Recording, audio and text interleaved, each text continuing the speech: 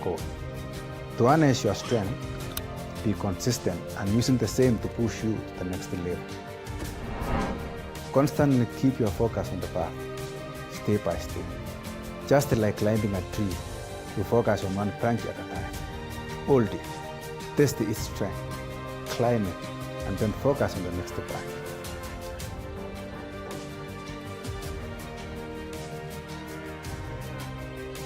There is a greater person inside you that the world can only discover if you discover it fast.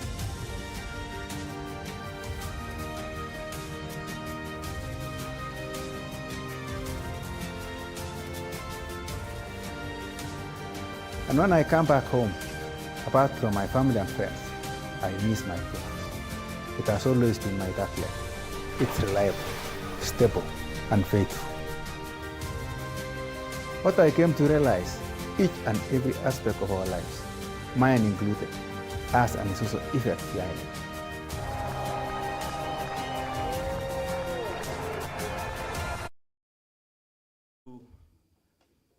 Thank all of you.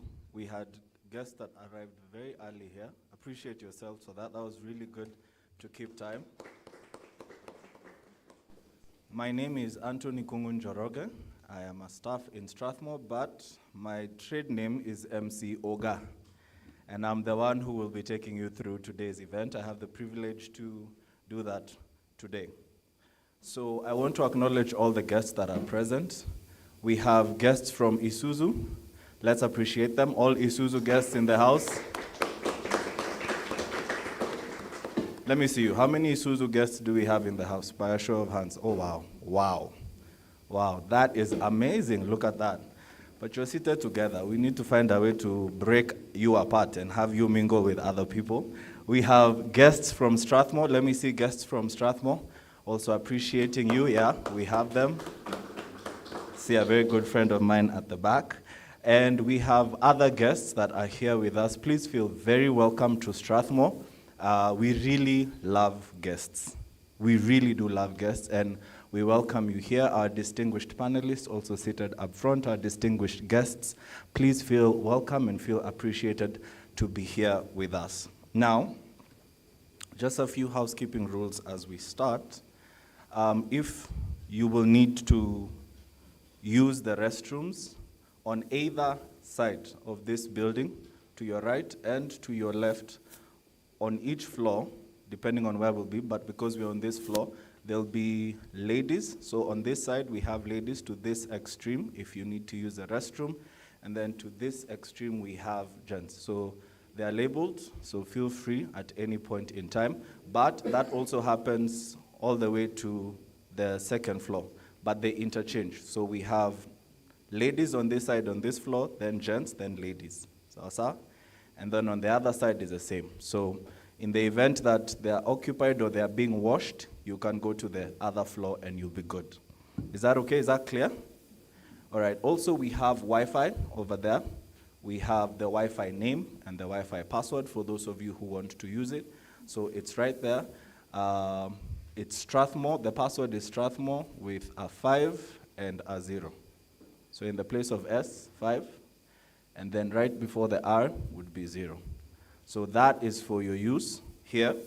One more thing I'd like us to remember is when you are registering for this amazing summit, you are asked to sign something called a consent form. So as you can see, we'll be taking pictures, and I hope that's okay with everyone here, just to reaffirm the fact that you've signed a consent form and therefore you have agreed to pictures of you being taken. And I hope that's okay with anyone. If you have not consented, then please talk to any of the people that are here and we'll be able to assist you on that. So those are the housekeeping rules for now. We have hashtags. Say hashtags. We have hashtags that we want you to use to post concerning this event. Our first hashtag is governance. That's our first hashtag. Our second hashtag is ISUZU Sustainability Seminar. Oh, wow, I like that one. I'll use that one. And the third one is Bridging the Governance Gap. So those are the hashtags we'll be using today. on all our social platforms, so feel free to use them also. So we'll be using governance, we'll be using ISUZU Sustainability Seminar, and we'll be using Bridging the Governance Gap. So that's hashtag governance, hashtag ISUZU Sustainability Seminar, and hashtag Bridging the Governance Gap. If we are able to have them on the screen on and off in the course of the event, that would be amazing. Production team would appreciate that. So as I start this conversation off, I'm a proud alumni of this Strathmore University. I did my master's here. And one of the units that we took spoke to the question of what corporates do in light of the community. So it was an ethics class. It was taught by a very interesting Italian man. And we had a conversation around the role of companies, the role of companies in how they interface with society. And our classes get very hot debates. First, I invite all of you to take up any of our programs, and you will see that. We get very heated in our debates because these are industry professionals and experts like you who are seated here, and they were engaging on the matter.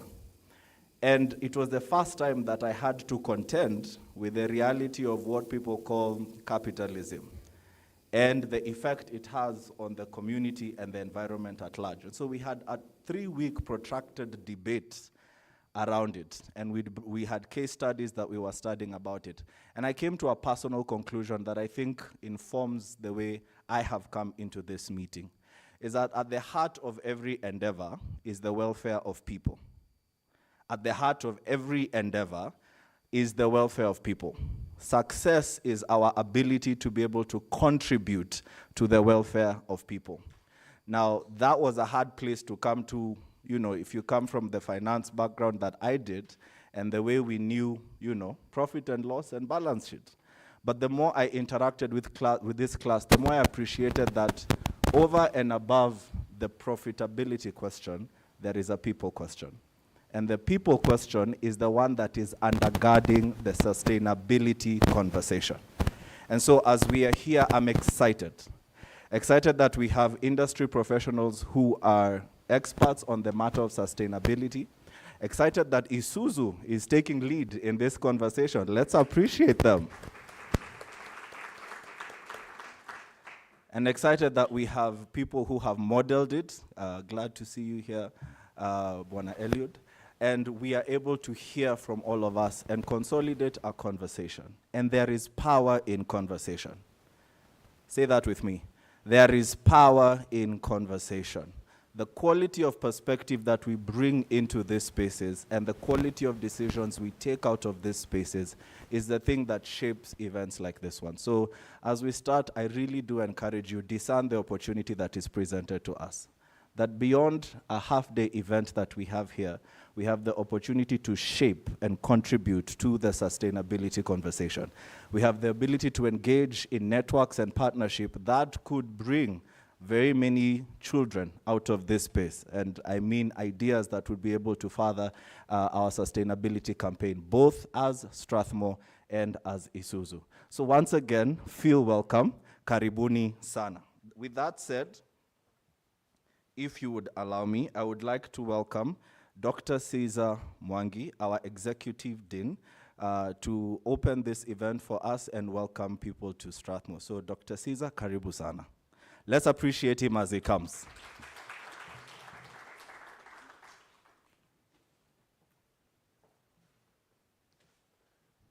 Thank you. Thank you very much, Njoroge, our MC. We normally start with protocols, and I just want to recognize Eliud Kipchoge first and foremost. His first visit here to Strathmore, and we are very, very honored. Welcome, Eliud Kipchoge. I also want to recognize the presence of Rita Kavashe, the Chief Executive and Chairman of ISUZU East Africa, one of the greatest businesses in this country, and she's a great leader who we appreciate so much, so I also welcome her. I recognize so many wonderful people. Dr. Mungai is here and others. Allow me not to mention you by name, please. Is that okay? and you shall forgive me. But you're all very, very important to us. And I want to welcome all of you to Strathmore Business School for this seminar, ISUZU East Africa Sustainability Seminar 2024, I think the third in a series of seminars. And we really laud this company for taking this initiative and saying they're going to have a series of seminars, and we are so delighted that we're able to partner with them. Our MC has set the tone, and I'm very delighted, Njoroge, that you've captured it very well. You mentioned the welfare of people. Whatever we do, we've got to talk about the welfare of people and think about the people, because we've got to sustain life for people. I think that is the most important thing. And that life has to be a life of dignity for those people. And it, as I was sitting there, I recalled my own awakening in this issue of sustainability. Many years ago, I was a student of economics at the University of Nairobi, which some of you may have attended. Eh? And in that university, we had a specialization called Bachelor of Arts in Economics. And it was such a highly sought specialization that they only took a maximum of 15 students out of the 300 economics students who learned there at the time. But one of the things that I was a bit frustrated about was economics focused so much on production and scale and producing more, but rarely did classical economics talk about people. And this disturbed me a little bit, because when you start talking about people, there was a branch of economics called welfare economics, which was never talked about very much. It was somehow put aside because it was not talking about money and wealth. But there was a gentleman, there's a book I read back then, and it was called Small is Beautiful, a study of economics as if people matter. I don't know if anyone has ever read that book, by a gentleman called E.F. Schumacher. Okay? And this book was actually the first, it was written in the 70s. It was actually the first book I read that talked about sustainable living for human beings through wealth creation. And it captured my mind at that time. And I'm so happy when this issue of sustainability and people and planet and ESG keeps coming up now. In the 70s, this guy was talking about it, and people ignored him. In fact, they said, you're a heretic economist talking about people matter.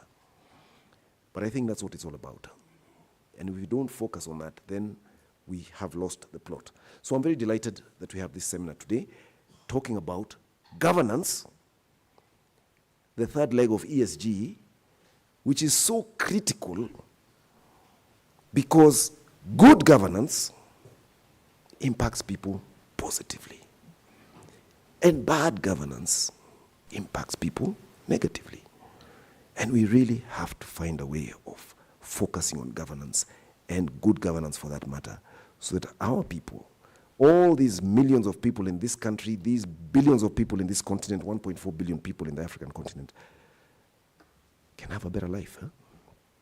That's it. And I'm so happy that Eliud and Rita, ISUZU East Africa, have this sustainability collaboration, and we're going to hear more about it. So with those few words, I really, really want to thank all of you. I want to wish you an excellent seminar today, and we look forward to more collaboration, and let us all be proponents of governance and sustainable governance for that matter, for the benefit of all the people in the present and future generations. Thank you very much. God bless you.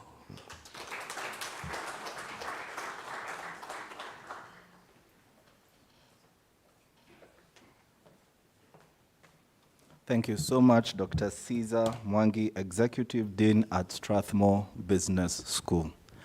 Governance will either impact people positively or negatively.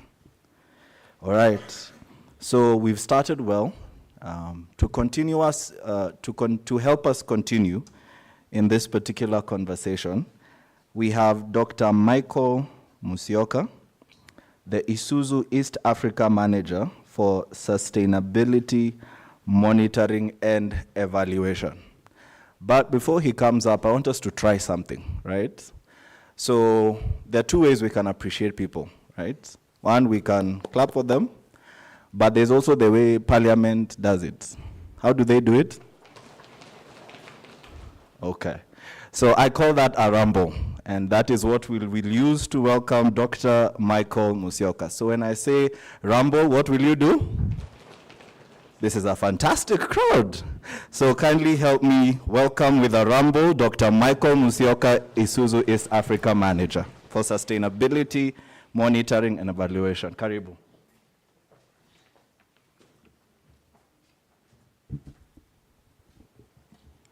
Good morning. Right.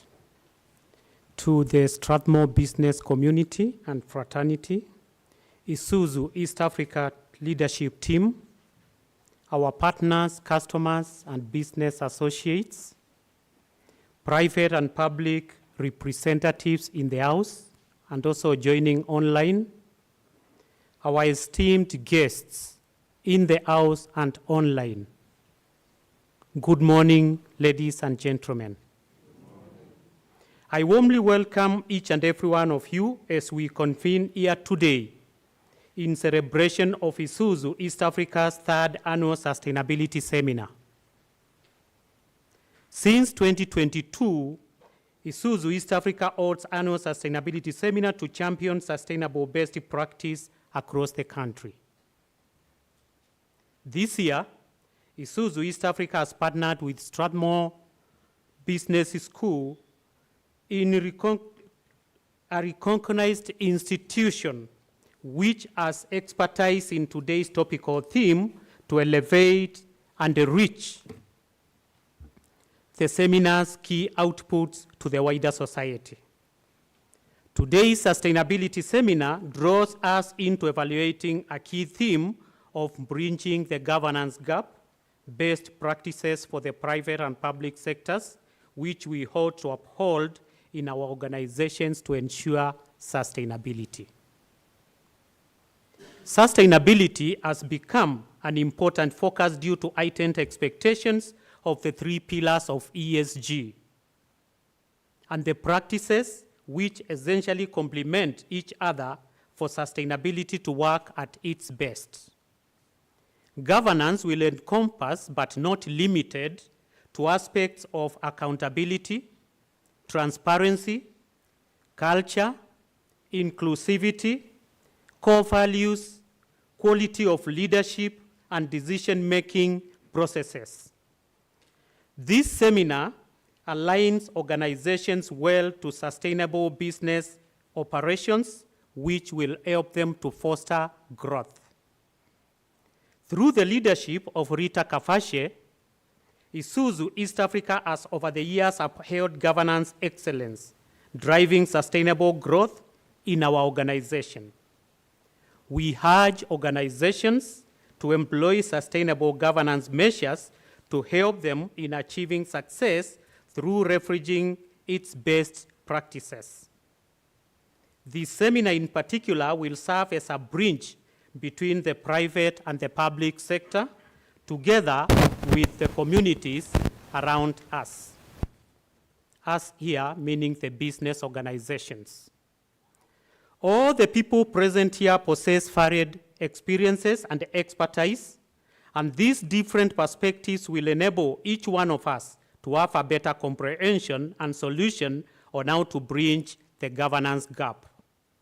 I welcome your active participation during the seminar to enable us to gain invaluable insights through sharing of ideas and help us amplify on the sustainability agenda.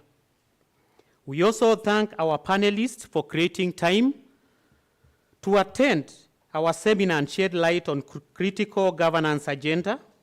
We are eager to learn the most from your expertise from your different sectors. Let us all exhaust the discussions from this seminar and gather important insights which will in turn help us in bridging the governance gap and advance sustainability agenda. Thank you so much. let's get the best out of it.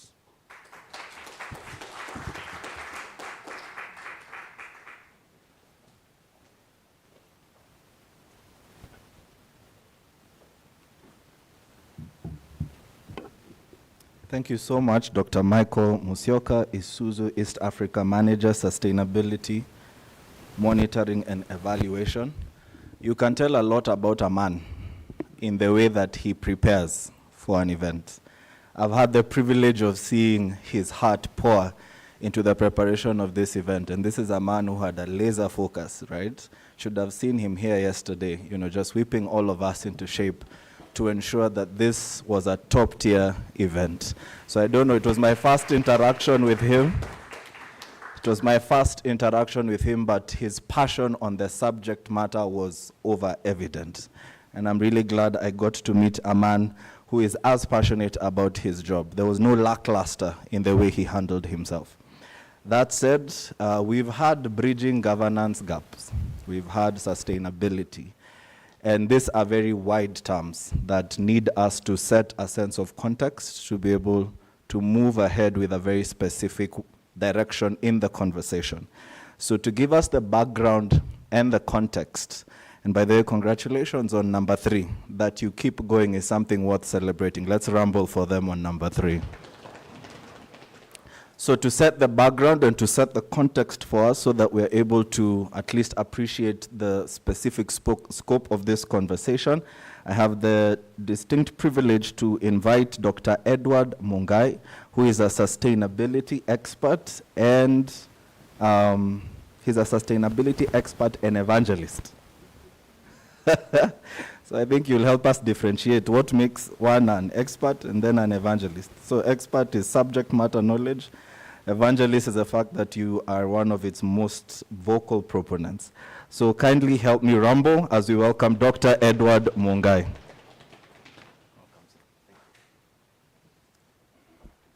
Thank you, Joroge. And clearly, you are struggling to say that one, evangelist.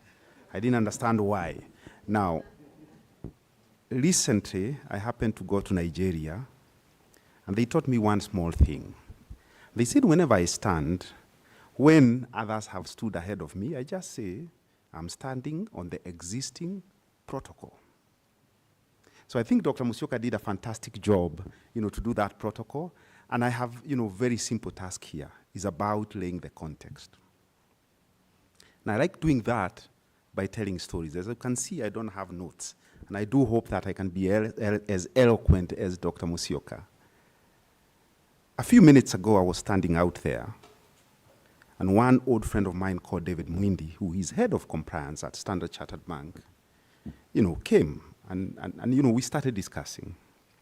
And he told me that, look, we were here 20 years ago. Of course, I'm still part of Strathmore, but we'd studied for the first time in Strathmore probably more than 20 years ago. And the Strathmore that we knew then was a very small piece. And we argued this is because of very deliberate strategies, very good governance, and thirdly, people spending money where that money is supposed to be spent. And that's why Strathmore University is here. But the story is not about Strathmore University. In January of 2021, at the height of COVID, Rita called me and said, well, Dr. Mungai, we would like your help. And the help was to try and see how we can bring in sustainability within the business. I have a lot of joy today when they are talking about number 3, but they missed one detail. And that detail is to tell you number 1 was about environmental issues. Number 2 was about social issues. And number 3 is about governance. We complete the word ESG. Now, it's very unfortunate that many of us use the word sustainability and ESG interchangeably. This morning, I'm going to give you the distinction. What is sustainability? Sustainability is that development that meets the needs of the present without compromising those of the future.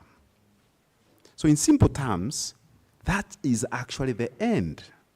The end is how can we sustain our livelihoods? How can we sustain our world? How can we sustain our institutions? But to be able to do that, you definitely need a means. Yes, it's the end, but what is the means? And the means is clearly the E, the S, and the G. Now, today we are talking about that G, and it's very bold for a private sector company to come and say, we want to be open and speak about governance. And I'll come back to that point. But I think it's also important that we, as we go through this process of becoming sustainable, we'll obviously have many challenges. Yes, there are myths, but also there are benefits. And I must tell you, traditionally, we used to have something called CSR. And interchangeably, again, ESG, CSR, sustainability is said to be the same thing. Now, let me define CSR. I know you know it as corporate social responsibility. Starting today, it means cosmetic social responsibility. Why is it cosmetic? Because truly, it must be connected to the business. Let me put it different, and probably I want to put it very clearly here, that sustainability is not philanthropy. Yes, I have no issue with corporate philanthropy, but we can talk about corporate philanthropy for the whole day.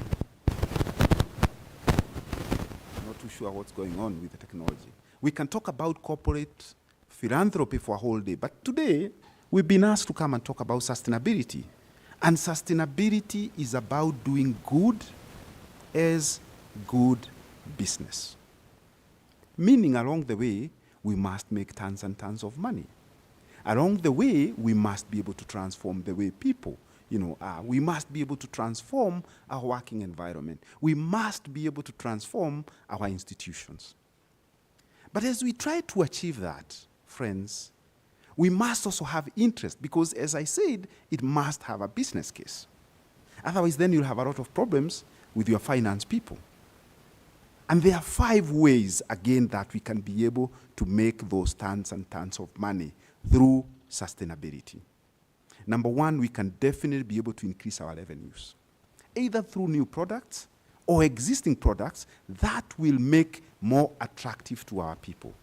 And by the way, in this same institution, we've done research, 74% of East Africans want to buy from sustainable companies. So whatever you do with that information is up to you. But please note, our wallet will be shared 74% to those who are responsible. And therefore, it becomes, a paradigm for us to be able to increase our revenues. It also helps us to cut costs. I mean, I've walked within ISUZU. I've seen how they've done water harvesting. I've seen what they've done with solar.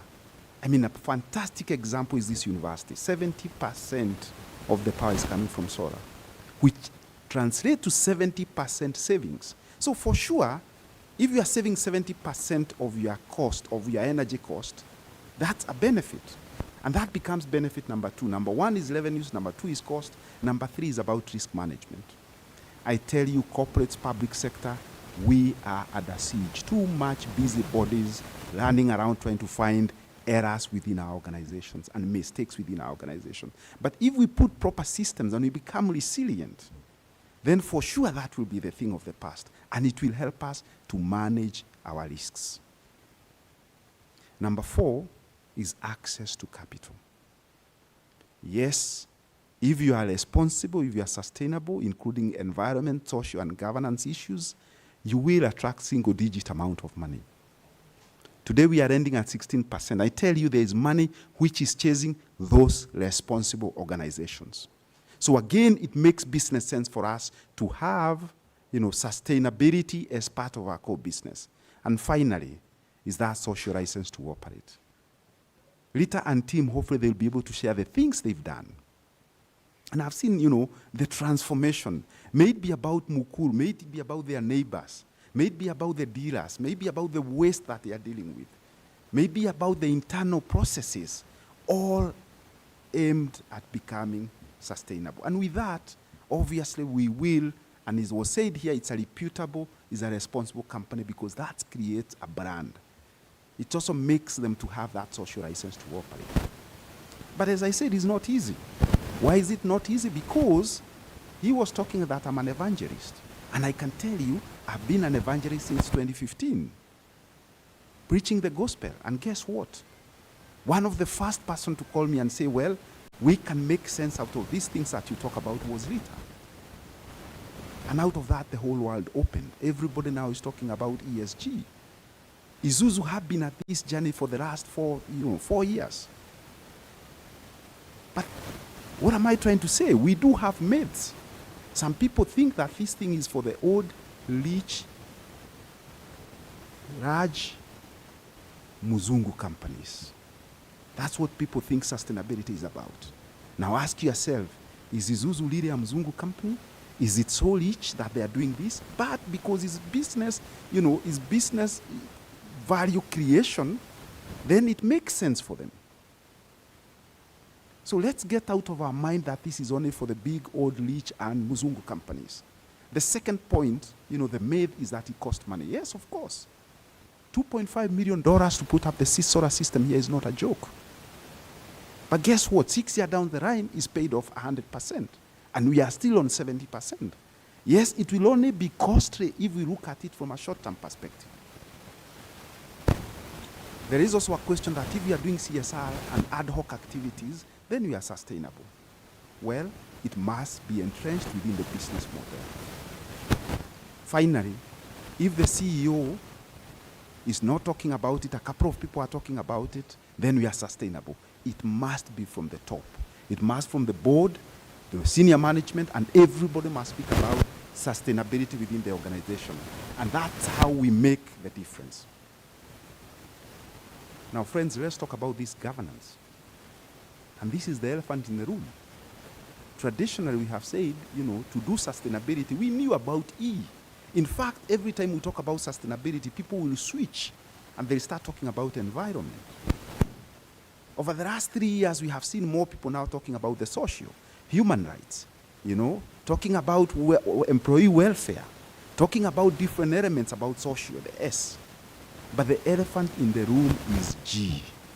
And because we are all shy from it, maybe because of the misdoing that we've done in the past, this is about the transparency, it's about accountability. It's about how we can become a resilient business. It's about ethics. It's about anti-corruption. These are things people don't want to speak. And that's why it still remains the elephant in the room. But as committed here, we can actually be able to make a difference, and we can be able to see that as a result of addressing our G, those 5 benefits will be able to accrue to us, not to mention that we'll be transforming people. I think, Dr. Caesar summarized it very well. Good governance, good welfare of the people. And I think that is what we should aim for. Now, today, we have private sector, we have academia represented here, we have civil society, we have the public sector, and we also have we the people. The call to action is very simple. It can be done, it's beneficial, and we'll be able to hear, testimonies of how these have made a difference within organizations, within individuals. And as I was sitting with Eliud this morning, it reminded me that no human is limited. Truly together, if we are able to do that, we can make ourselves sustainable. It doesn't matter, it starts with simple steps. 2021, when ISUZU started the journey, but they were very deliberate exactly where they want to go and what is it they want to achieve. So my encouragement is the things that we'll be able to get from today, friends. Let's be able to incorporate them into our organizations, into our lives, and it will be able to make a difference.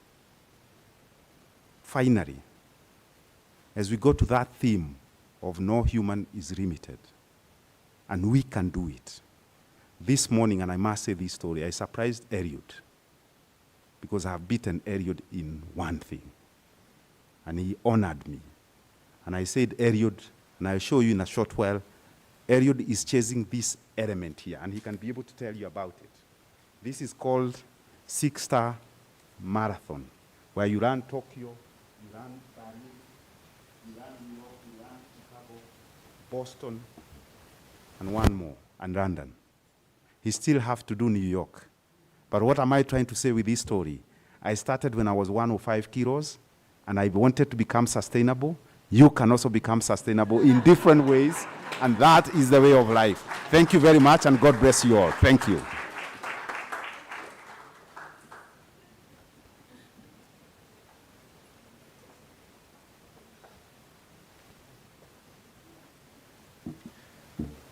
You know a man is courageous when he has the ability to say, I've beaten Eliud. The moment he started that statement, I was waiting to see where it is going. Because, I mean, Eliud Kipchoge, as Strathmore, we honor you for the feats that your life has represented.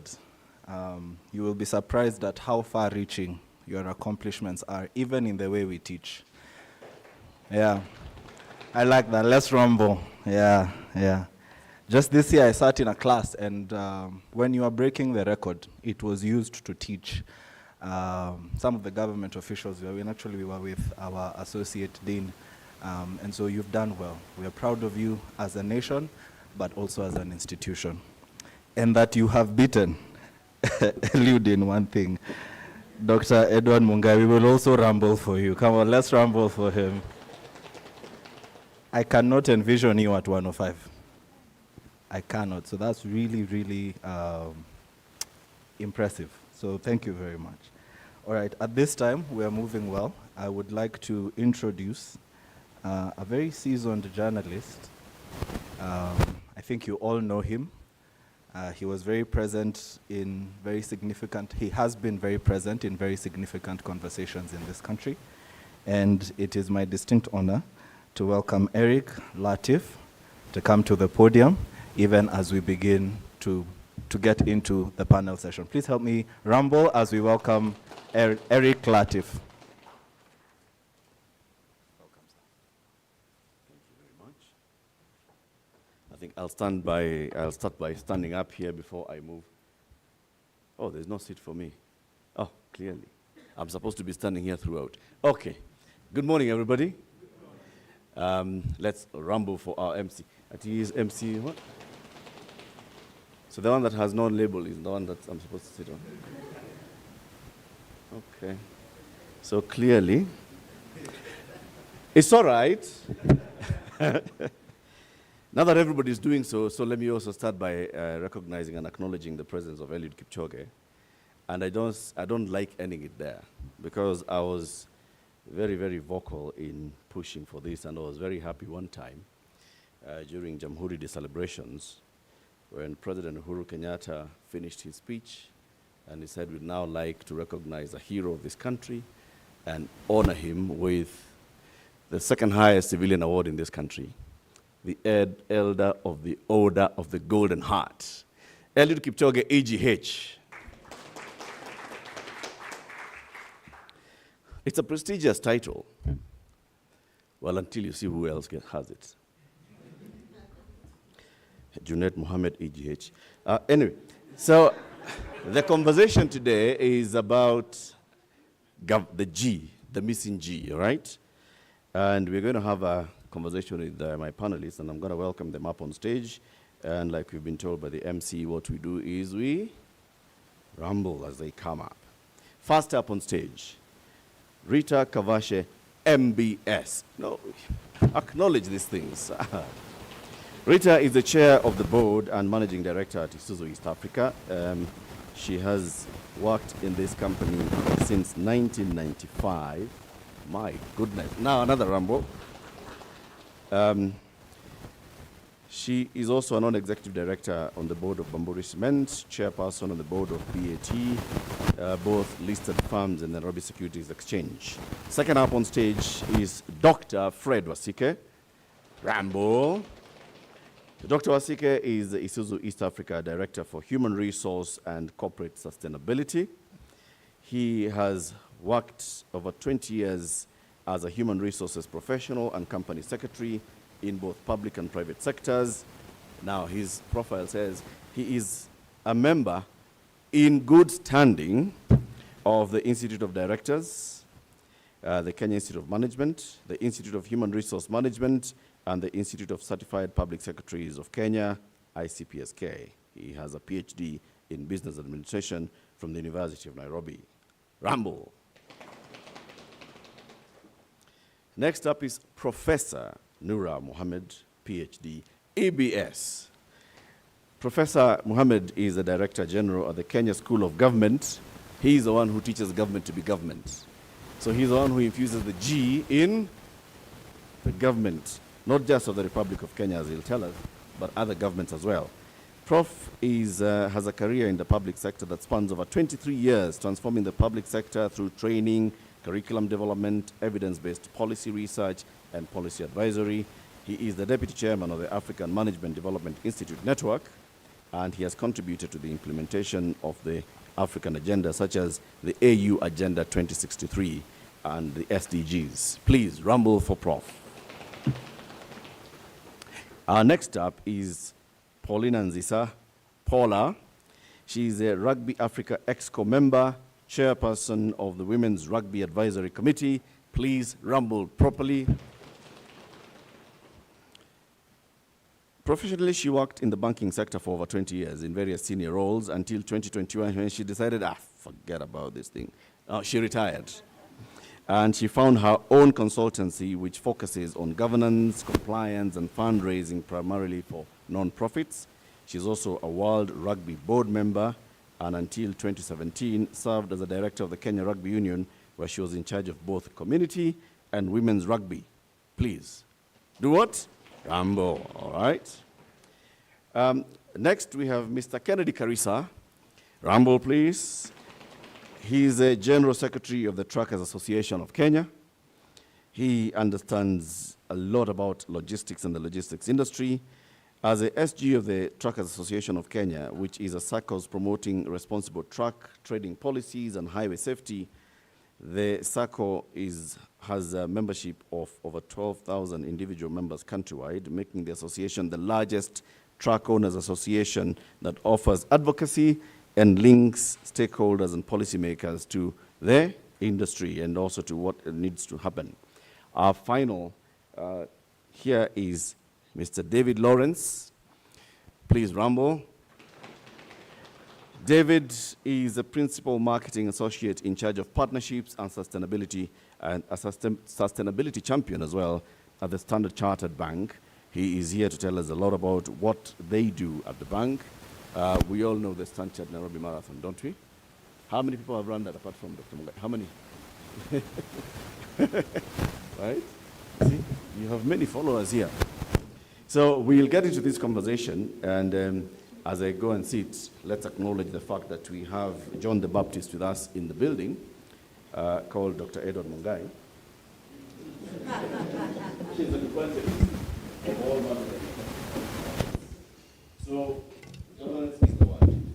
It will be checked that you might have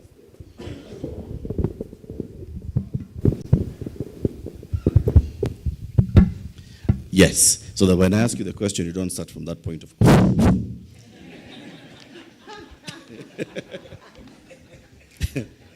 Can you all hear me? Can you all hear me?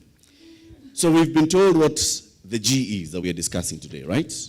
Dr. Mungai has taken, what was it, Dr. Musyoka, 13 minutes to just tell us this story and lay the foundation for us. The G in governance, it's an important element.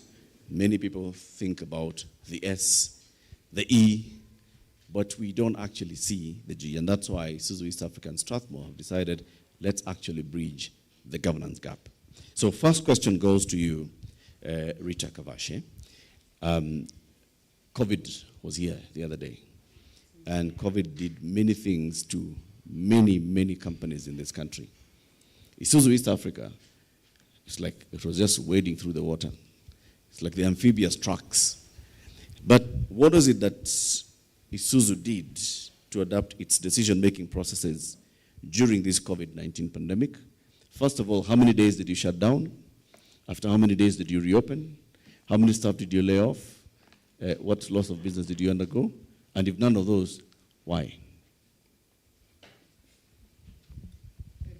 I'm old. Please take me step by step. So thank you very much, and welcome to this seminar.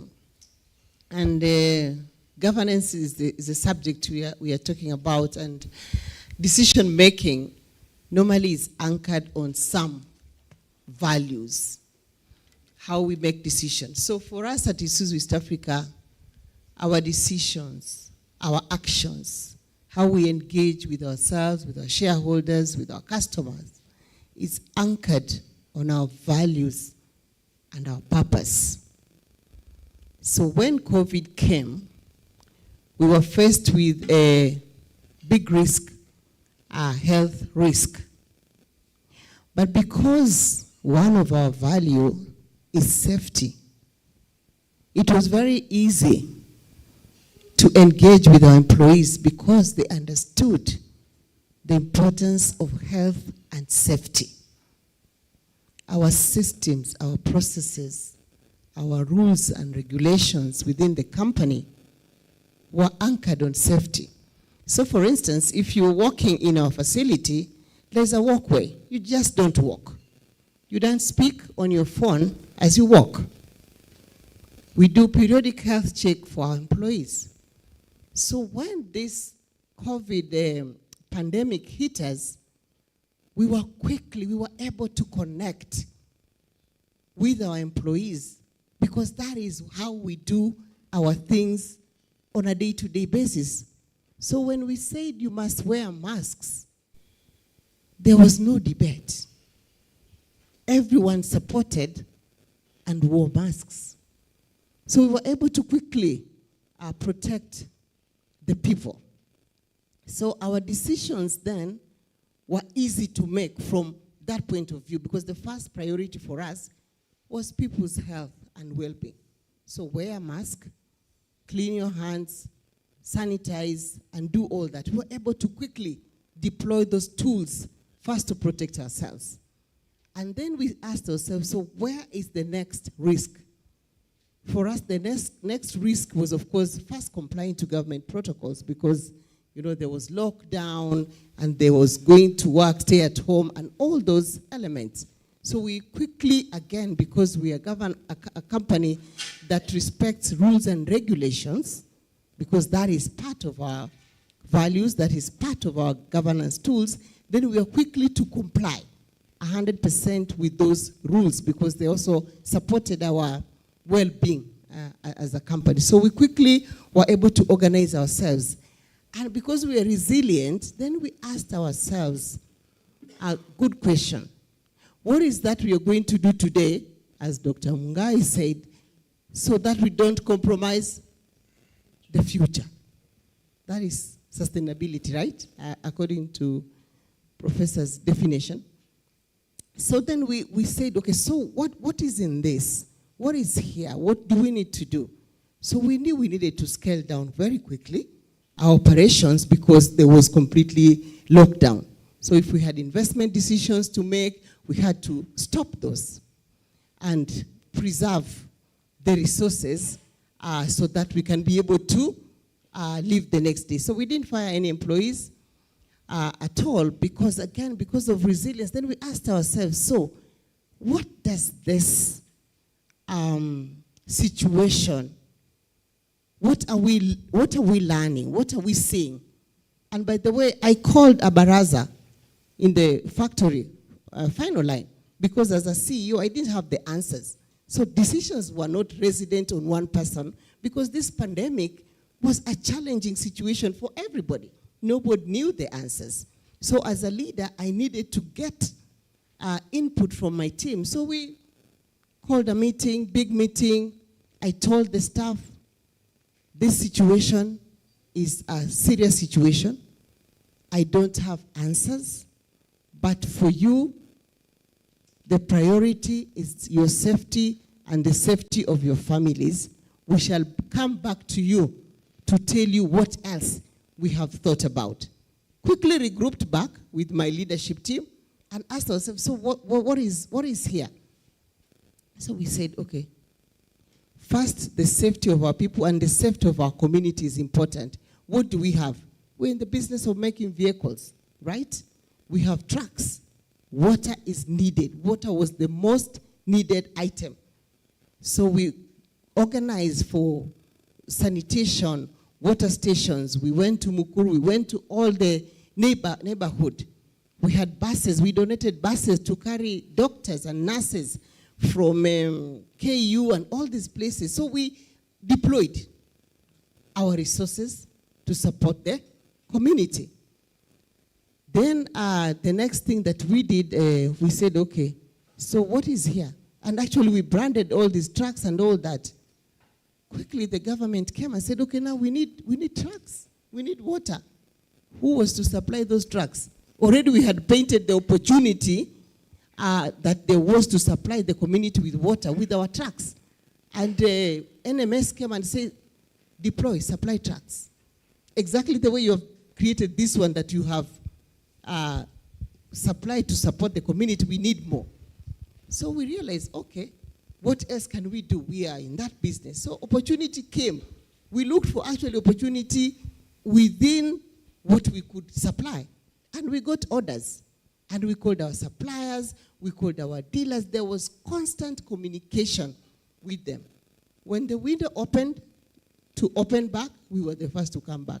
And by the way, we didn't fire. We didn't reduce salary. At the end of it, we paid bonuses. That year? Yeah.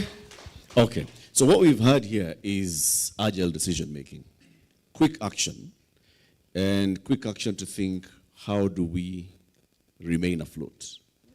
Not just as a company, as an organization, but also as a people. How do we ensure that we and our key stakeholders, that's our staff, stay afloat, remain alive? I mean, this was a life and death situation. And then scenario mapping and seeing then what do we do next? How do we prepare for whatever we don't know about, okay? Now, Prof, you as the boss of the Kenya School of Government, I want to come to you. Because there's what then you teach people who are working in government to do and to think about. But I just want to start from the very beginning. When people are coming to the Kenya School of Government, do they come to the Kenya School of Government to learn how to operate in government, or do they understand the governance aspect as they are coming in, as fresh students report to you? Or even if they're not fresh, some of them have been working in government, but they're coming for a new cause. What's their perception of governance? Thank you so much. For Kenya School of Government, our responsibility and our mandate is to build the capacity of public servants to be efficient, to be effective, to be responsive, to be agile. I think that is the bit of decision making. Also to be citizen-centric and fit for purpose for as far as the transformation and citizen service delivery is concerned. The question therefore then is whether that loaded, mandate is realized at once or is kind of a transformation that will take time. Wherever they come, and the people that we deal with are these people who makes decision in government. Such as, Madam Director here, she will come for corporate governance training and so on and so forth. I think when she was in so many other boards, we interacted. So wherever they, interact with our participants, these are people who are learned and they come with their issues and the challenges and the problem. It's not like we have to, give them the direction, but we have first and foremost to interact with them, get to understand their needs. And it is therefore then at that point, then we provide, direction. In government, what governance is all about, governance and government goes hand in hand. Because government is all about citizen-centric service delivery, and governance is all about people. I think as our doctor said, it's all about, and the expectation of, the public servants is that if you look at even our constitution's Article 73, talks about the public trust is built where, therefore then, in as far as that aspect is concerned, the public servant is supposed to bring honor to the nation and dignity to the office. So as you come, therefore then, to interact with us, the whole issue of governance is normally built on three critical aspects, and we are very good in that in the public service. There is only one weak point, which I will later expound, not now. The first thing that we normally do is the whole issue of visioning. We have Vision 2030, we have strategic plan in our institution. The second bit is all about inspiration and the action that is required. And we inspire, through quite a lot of things. The weak point is the third point, that is the whole issue of agility in the implementation of the vision and the bit of the policies that we develop. That is the weak point, because we normally have a very beautiful policies, and some of you who work in government, you know that. We have a very beautiful policies. We inspire people through those policies, and when it gets to the bit of implementation is the challenge, and that is what we normally talk to them. The issue of governance is all about the implementation, and that is the weak point. And that is the basic aspect that we normally take up, and that is where then the sustainability bit of it will come in, because it can only be sustained when you implement what you said as a vision you have shared, and so on and so forth. But the bit of implementation, we are very good in celebrating intention. In government, if you look at, we launch strategic plan, but then if you ask them at the beginning, what are you launching? Those are the intention. There are no results. You are just launching the book, and there's nothing in it. And at the end, you end up celebrating intention, but no results. So, and those are the critical things sometimes you look at under governance. How then can we move toward the implementation, moving away from celebrating the intention with no results, and so on and so forth. Thank you very much, Prof. Please, let's appreciate him and acknowledge him. I'll come back to you because you said there are some areas and you see some challenges in implementation of this. But I want to ask, in private sector is thinking shareholder return, shareholder value. And the management is just focused on that and looking at the other critical stakeholders, and it's a bottom line.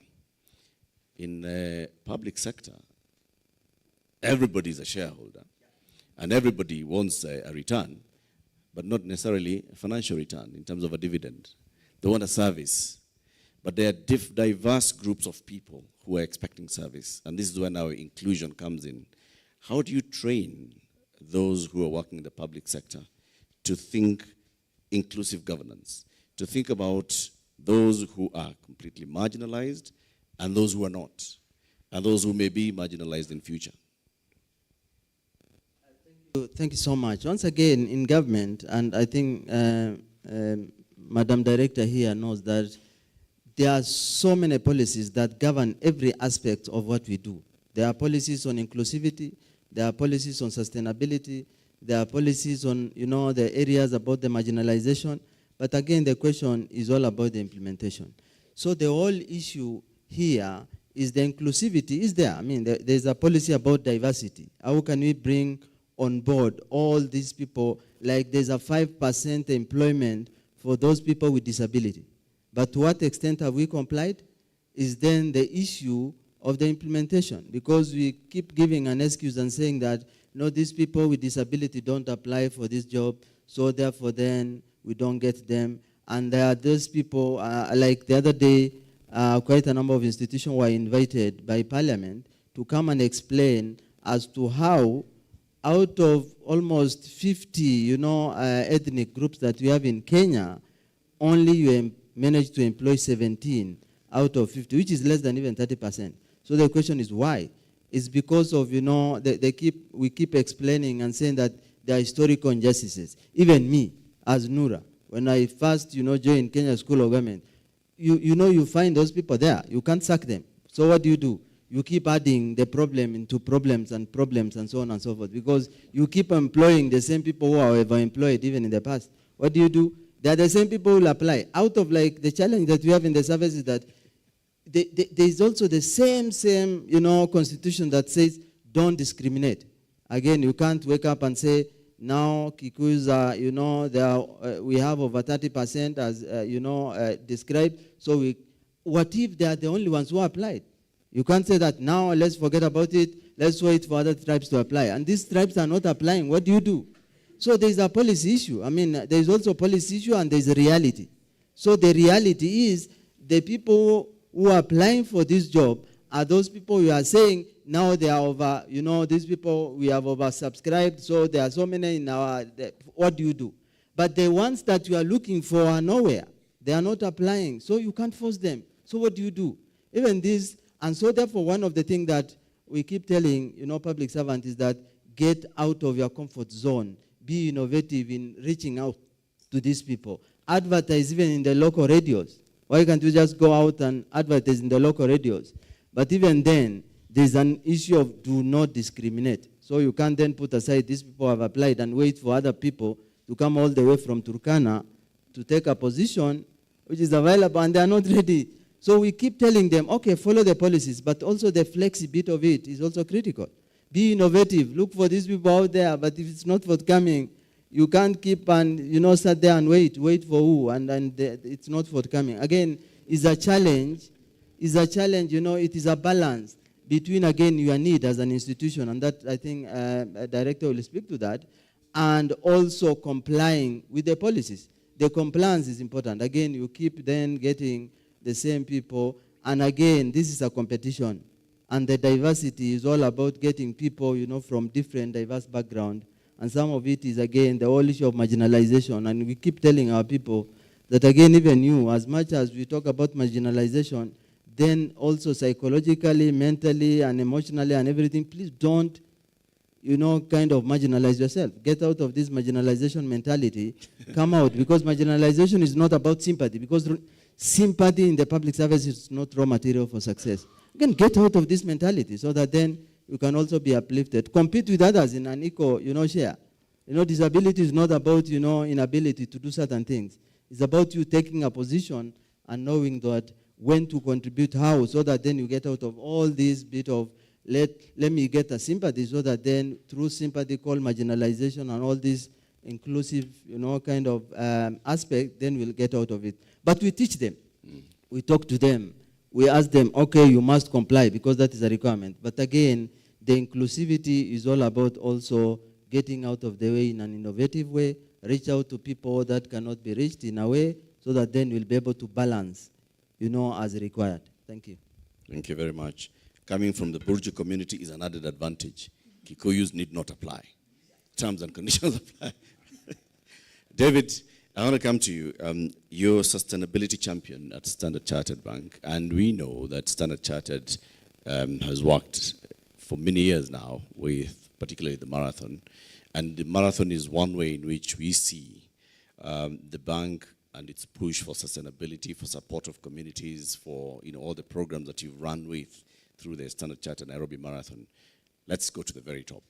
How is decision making done?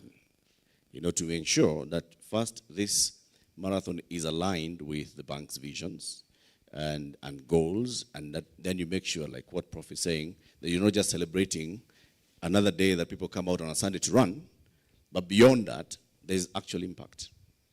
How is that decision making done? I told you. Did I not tell him? It's been on the entire time. It's this guy. It's not you, I know. Yes. Thanks, Latif, for that question. I'm really happy to be here. If you look at this panel, yeah, doctors and professors, I'm like, okay. But all is good, yeah. Number one, thanks, Dr. Mungai, for setting, the tone. And he actually really helped me crystallize my message today. As Standard Chartered, we actually bank ISUZU. So they're one of our clients. Strathmore is one of our strategic partners in terms of implementing our sustainability initiatives, especially on the community side. So we feel at home, we feel proud, to see one of our biggest partners and one of our clients actually driving conversations around sustainability. As a bank, we start from the top. And I think Dr. Mungai said, if it doesn't start from the top leadership, then it doesn't trickle down. And sustainability is actually a pillar globally. It's one of our strategic pillars as a bank. And under sustainability, we look at our operations. So the environmental aspects, water usage, power supplies, all that, we look at our operations. And then there's a community angle, and I'll come to the marathon question just to talk about the community aspect of it. And then there's a business angle. Again, it's looking at people, planet, and profit. And we're an organization that, maybe the fourth most profitable now financial institution in Kenya. But again, if you look at our sustainability aspects of the business, we have products that are, ESG if you're an investor and you want to take up, green bonds and stuff like that, the bank has already made that step to actually optimize and actually bring products that are, sustainable. If you look at now the community aspect, and that's where the marathon comes in, and seeing Eliud here, we know that World Athletics has actually come up with principles around sports for climate action. And as a marathon, as an event, we've actually borrowed a lot from that. And you look at the aspect of environment, every runner gets a tree. If you come to run the Standard Chartered Nairobi Marathon, you'll get a tree seedling to go. And in partnership with Arboretum, we're actually now at 1 million seedlings to try and, address that aspect of the environment. If you look at on the climate side, we made a decision 2 years ago, and through partnership with Tetra Pak, we've eradicated single-use plastic in our water distribution. For a marathon, the biggest contributor to plastic is actually water. And our Tetra Paks is biodegradable. So now if you come to run the Standard Chartered Nairobi Marathon, the water pack that you get is actually something that is recyclable and is 100%. And that reduced 90% of our single-use plastic emissions, right? If you look at air quality, we actually work with NEMA to measure air quality before, during, and after the event. And the statistics that we get out of that actually informs us of what we need to do to improve on the quality of air for the runner, because you've seen marathons being postponed, or delayed, like in Tokyo, I think maybe 2 years ago, so that because it's too hot. So climate change is real and it's impacting sports. So if you look at what we're trying to do, and I was talking to Dr. Musyoka, he was telling me, we wanted to do some tree planting along your route. So we need to, talk and see how we can actually improve on the environmental aspect. Again, waste management. So we partner with Sakataka to recycle 100%. I think this year we hit 97% of all the waste generated. And this is really important to us because, again, if you look at the principles that World Athletics is driving, because our race is a label, actually, is a World Athletics race label, is how do you manage your waste? How do you report it? And then the advocacy aspect. Do you talk to your participants? Over 25,000 runners, come for the marathon.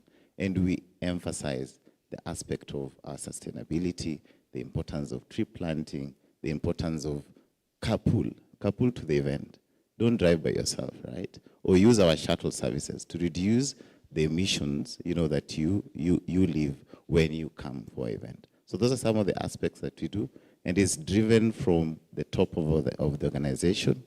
And I'm happy to see Kellen here, who is actually our board chair, being part of the leadership that is driving this conversation and implementing this in our organization.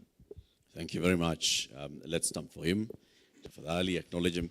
Are we getting the gist of what Dr. Mungai, evangelist Dr. Mungai, told us about the G in governance? Bridging the gap, bridging the G. Are we getting it?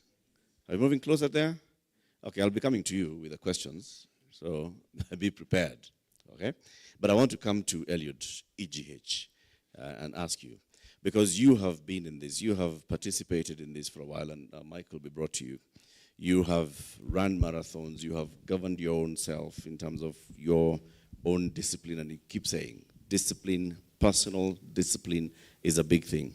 But then, sports is run in organizations, in bodies. There's the athletics have their own body. Rugby, and I'm going to come to rugby next, they have a body. The football, they have a body. I just had an election in Kenya. What role does governance play in the leadership of sports associations and making sure then that sport is promoted and practiced the best way? Thank you, Latif. I want to say first in sport, governance circle is integrity by itself. And integrity in sport is doing the right thing, even if nobody's watching you. So the moment we actually swallow integrity, tip into our blood, then fairness will come in. After fairness actually is coming in, then we love transparency. If all these things comes in, then our organizations like World Athletics Kenya, Rugby Union, then they will have the right rules actually which can promote safety to our athletes. And if all these things actually, if you call all these things governance, then we will enjoy, and you know, that cup will not be there. And the only thing which we are losing between maybe sportsmen and the organization to bridge the cup is something called inaction. Nobody's acting. Yes. Everybody knows that something should be done. Somebody should do it, but nobody's doing it. Absolutely. Thank you very much. Let's appreciate Eliud here. It's about integrity. Doing the right thing even when nobody is watching. And making sure that there is transparency because you're accountable. Now I want to come to you then, Paula. How do we ensure that there is transparency in decision-making processes in our sports organizations that then enhances that governance for the sustainability of the sport? Thank you very much. And I'll build on what Eliud has said, because we're all in the same sector. And maybe the first thing that I just would like to share is the rugby story, and especially from an environmental, sustainability and governance point of view. And we have in rugby what we call, we don't talk about ESG, we talk about ESP. So we're Environmental Sustainability Plan 2030. That's actually what we launched. It was launched in 2022. And what we did is we actually began with what we called a sprint. So the sprint was for a lot of reasons that have actually been spoken to by a lot of people here today. You're hearing everybody make reference to accountability. Everybody's making reference to execution. Everybody's making reference to taking everybody with us. And the purpose was of the sprint within the governing body of rugby, that's World Rugby, which is generally where most of the decisions come. Then they trickle down to what we call the regional associations. So Rugby Africa is one of 6 rugby associations around the globe. And then the decisions from the regional association then trickle down to our federations. So locally you've got Kenya Rugby Union, so one of the members. So when you look at us as a global body, just to give you context as I make the next set of just comments, is the fact that we have 500 million fans. We have a data tool, so that is a fact. 500 million fans globally. We have 10 million players. We have 141 federations that are affiliated through regional associations to the mother body, that's World Rugby. So that in itself tells you the kind of footprint we have. And as such, taking that into account, years ago, and primarily in 2022, we acknowledged the fact that we are stewards of the planet because we're a big consumer of the planet. And so before I answer the question directly, we decided to go by 3 themes and 1 critical pillar. The critical pillar was governance. The other three themes which were critical to us because of the nature of sport and being an outdoor sport was climate action. So being able to lobby all those stakeholders that I've talked about, our fans, our players, putting our voice to this subject and coming out to say, we acknowledge, we make the statement, and we're saying we're taking responsibility as one of the stewards. The second thing was a circular economy, recognizing that. And I think Standard Chartered spoke beautifully to that. The issue of recycling. We use poles in the sport. There's a lot of water that is used within the sport. We use a lot of electricity. And just again to give you context, we're not just a large organization, but we are also in our own right a profitable business. Why? We have some of the major tournaments in the world. You'll be familiar to the World Cups. We have a World Cup 7s, World Cup 15s, and currently ongoing, for those who are familiar to rugby, is a HSBC 7, which just concluded in Cape Town. The second leg just concluded this weekend. You know, those are major tournaments. What does that mean from a sustainability point of view? We're using a lot of power. We're using a lot of water. like everybody else, you know. So all those things, that's why we're saying that we are a steward. So when it comes to the issue of governance, which is a key riding pillar, one of the things that we noticed, and that's why we call it a sprint for 2022 and 2023, is that for us to be able to do this for the long haul, and I think you've had a lot of people here say, sustainability is not about CSR. It's not about cosmetics, as Daktari actually called it. It's actually about looking at it for the long haul. It's about we taking responsibility today and actually doing what we need to do for the next generation of leaders, of our children, and the people who will come after us to lead. And one of the things that we discovered is that leadership is a team sport. It really is. Because for you to address the issue of corruption, you actually need to work with various stakeholders. And just very quickly, some of the groups that I would say, or some of the things that one would do to counter corruption would be having an independent steering committee. That in itself is one of the first major, major things to do. Now, we all understand that sports is a complex animal. I know a lot of the stuff sometimes we read in the news is not very positive, especially when it comes to an issue of governance. But I believe that having independent steering committees would work. Now, if I looked at sport and I separated myself from the subject of administration, and I was sitting on your side, of this auditorium, what would I be looking for? I'd be looking for trust. I'm looking to see, do their beliefs align with what I believe? And is there integrity? So how do you get that? And I think it's been said by a lot of people, and it's the same thing that I'm going to say. It's transparency. We really do need that. How do you get the transparency?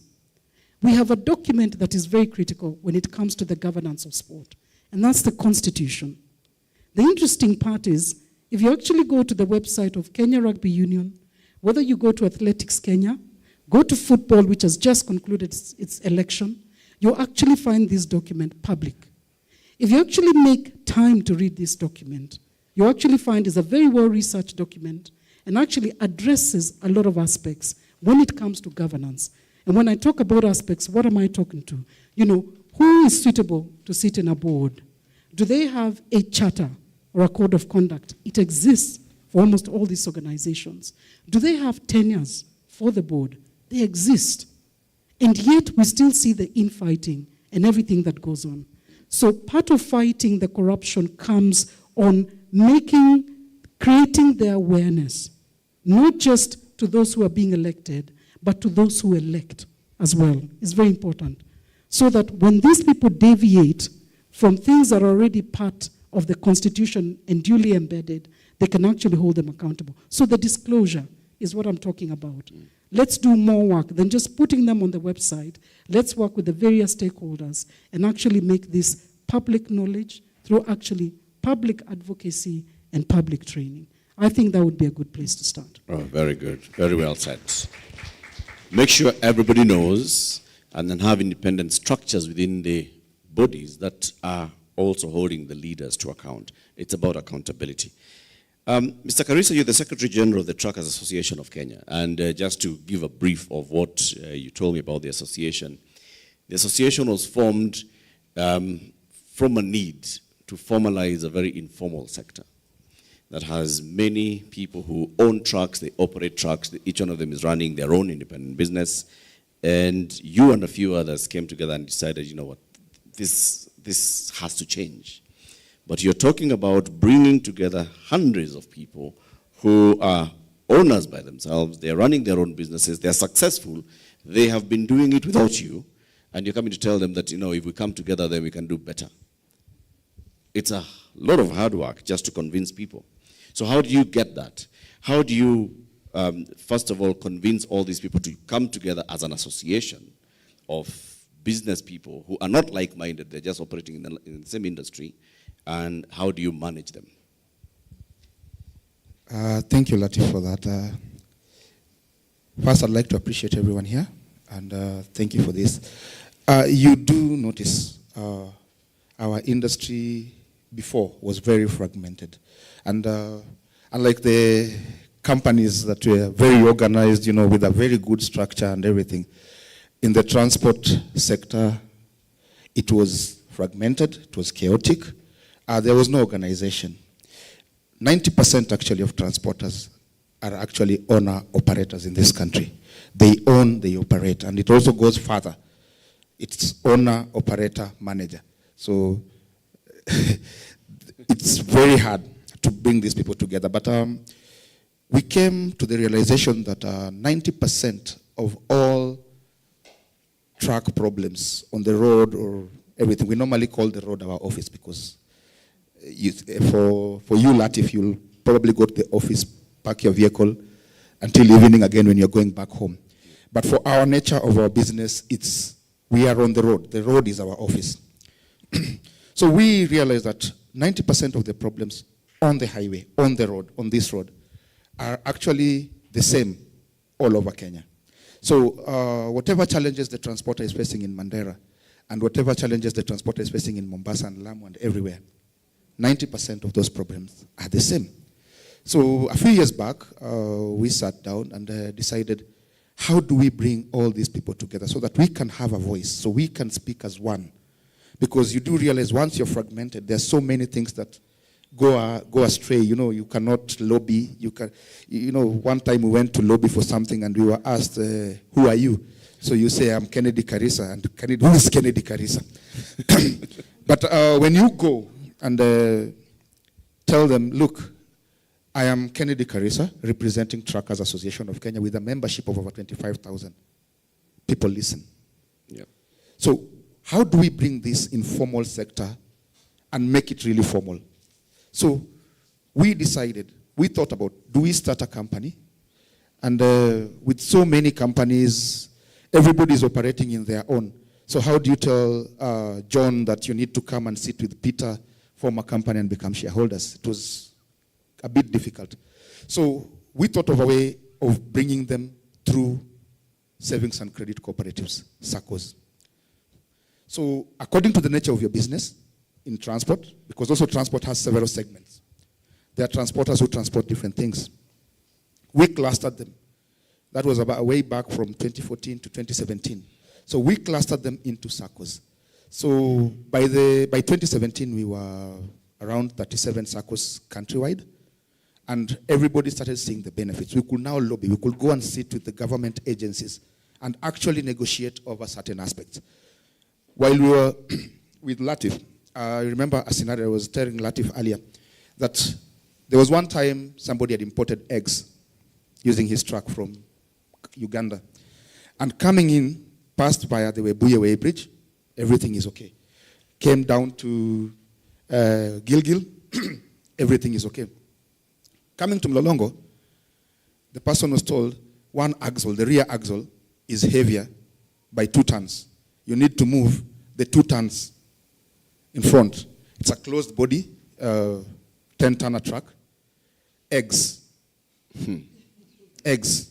You're told to move 2 tons of eggs. And when I looked at the losses the person was making, it was really hurtful, but that was then. Now, we got to lobby. We told the government, in the interest of trade, let us remove some non-trade barriers. You know, there are trade barriers, customs and all those things. But then there's the non-trade barriers, like time wastage at the weighbridge. People would waste an average of 4 hours just, shifting the cargo and everything. So we said, in the interest of trade, and since we are lobbying for the SACCOs, and we are this much, for local transporters, especially those ones bring agricultural produce and building materials, this was another thing. Our drivers have weighing scales with their eyes. They actually don't know that they can look at the truck where it's loaded and they can actually tell the tonnage, that they're not breaking the law. Like, for example, I give you an example of a sand transporter. A sand transporter goes to Kajiado, picks up sand. It's okay. He knows his tonnage by looking at it. Along the way it rains. What happens? The vehicle gets heavy. So when they get to the weighbridge, it's overloaded. So how do we solve this? So we said we negotiated with the government, the agencies in charge, and we told them, for goods that you cannot define weight from source, not everybody has the capability of owning something like that. That's just one example. As in, for goods that you cannot define weight from source, and it's local, it's for manufacturing, it's for building, it's for whatever it is for, let there be some sort of allowance that if you get this person with this, but does not exceed this, you actually look aside for a moment. It's not corruption, it's just negotiation. But you look aside because this is a person who, there's no person who goes out there with the intention to break the law. But sometimes it happens. So we brought those, having the SACCO movement, having to come together as a group has really helped us in actually operational efficiency. So that's what I can call it. Because our members have the confidence to actually move together. Were it not for these SACCOs, by the way, which are 145 SACCOs, we have SACCOs even in far-flung areas where I've never been, like Mandera. But they come. And it's because they look at the value that the SACCO is adding to their business, and they realize that this is the way to go. Right. It is not regulation. It is not regulation that trucks should be in SACCOs. So we are conducting what we call self-regulation. In fact, now is when the government is telling us, we want trucks to be in SACCOs because we're like, we've been there 10 years ago. You bring it ago, and I think what he was saying about, what Prof was saying about, we have these plans. We have the plans, they are on paper. They look very good. Those booklets are very nice if you read them. But it's the implementation that doesn't occur. So we have managed to do that. Right. And we have made sure, again, within our association, each region is represented because we've divided the country into 10 regions. So we have, our board consists of 20 people. Out of these 20 people, 2 come from every chapter. We call the regions chapters. We have 10 chapters. So we have a sitting board of 20 people. So everybody feels represented. Everybody feels a part of the association and a part of this movement. So it is something that ought to happen also in other sectors. Right. Because self-regulation actually right now is the way to go. Yes. And it comes from leadership. If you have a good leader, if you have a good leadership structure, then the others will follow suit. The others will see, yes, we can come, we can coalesce, we can benefit from this. The government can also see that this is, there's some thought that is being put into this, and they'll also work with you and support you. I want to come to Dr. Wasike, but before I get to Dr. Wasike, I want to ask the audience. Raise a hand up if you are over 18 years old. If you're underage, please register again. Now, a mic will be coming to you, and I'd like you to just raise a hand. I want to ask what we all understand by the terms ethical leadership. What's ethical leadership to you? Just raise a hand. There's no wrong answer, okay? We listen, we don't judge. If you don't raise a hand, then I'll come to you. It's okay.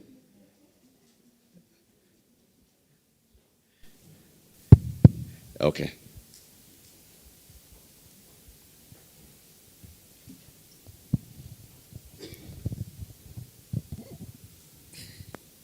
Yeah, good morning, ladies and gentlemen. Morning. Yes, my name is Ambassador Esther Warenga, the President of Public Service Governance, Ethical Leadership. It's basically what is stipulated in the Constitution of Kenya, Chapter 6. It is about matters of integrity, transparency, accountability, and exactly what he has said, the power of self-governance, and what Professor said from the School of Government about the management of the management of the person themselves. Yeah, the way you handle things in a particular institutions. Like, for example, we are not going to fight corruption through taking cases to the courts. Already we have a backlog of cases in our judiciary. We are going to fight corruption through the power of ethical leadership, through the power of self-governance, through the power of transparency, through the power of positive mindset and positive change in each and every individual. So this is the clarion call to private and public sectors that bottom line, ethical leadership is a must, even in the Republic of Kenya, if we are to fight corruption. Thank you. Thank you very much, Balozi. Thank you very much. Another hand, your thought, ethical leadership. Pick someone. You have the power. Delegated authority, pick somebody, give them the mic, let them stand up and tell us. What do you think of ethical leadership? What's your own definition and feeling of ethical leadership? Would you nominate? Oh, you're God. Yes, you've been picked. All right, good morning. Good morning. I'm not sure how I can do better than what Ambassador has done, but perhaps just a deeper dive is to say ethical leadership really must be embedded on the positive values that are unstated but stated within any family, community, society, and nation. That thing that you know, if your mother saw you doing, if your father saw you doing, based on a correct and positive personal value set, would be the right thing, that they would commend you. They would say, well done, my daughter, well done, my son. So I think ethical leadership is really that unstated that informs good moral character, good behavior, good conduct, good character. Asante. So you can tell, you don't have to define it, but you can tell it. You can tell when there's ethical leadership. You can tell when a leader is leading with integrity. And you didn't introduce yourself, huh? You know. That was rule number 1. Give her the mic again, so everybody can know who gave us that answer. All right, thank you. My name is Eva Muraya, proud alumni of this wonderful school. I team lead Brand Strategy Design Group, which is a partner to ISUZU East Africa. Really happy to be here, and I'm enjoying the conversation. Asante sana. So Dr. Wasika, then we come to you, and before we go back to the audience. Did they get it on ethical leadership? What is ethical leadership from your own understanding, from practice, from so many years in all these organizations as a human resource person and lead and someone who thinks of sustainability? What's ethical leadership, and how can it help organizations to steer and stay on the path for the long cause? Yeah, thanks, Eric. The question you are asking actually has to do with whether you have a good name or a bad name. That's what ethics does to people and to organizations. If you are an ethical organization, you have a great name. And we are very proud to be on stage here as ISUZU East Africa, an ethical organization. And there are many advantages arising out of being ethical. At organizational level, when you have a good name, you earn great friends. The reason Eliud partners with ISUZU is because of the ethical standards. He would have picked any other brand if there were ethical issues within ISUZU East Africa. This good name, just being here at Strathmore, we are here, Strathmore, because of the caliber of this organization. We are getting friendship here because of that ethical leadership. It's a good name. I get great satisfaction when I go around and even in very remote areas, I see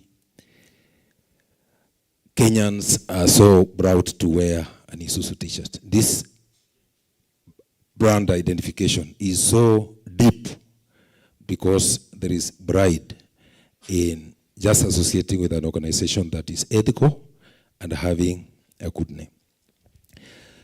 Now, there are significant benefits also.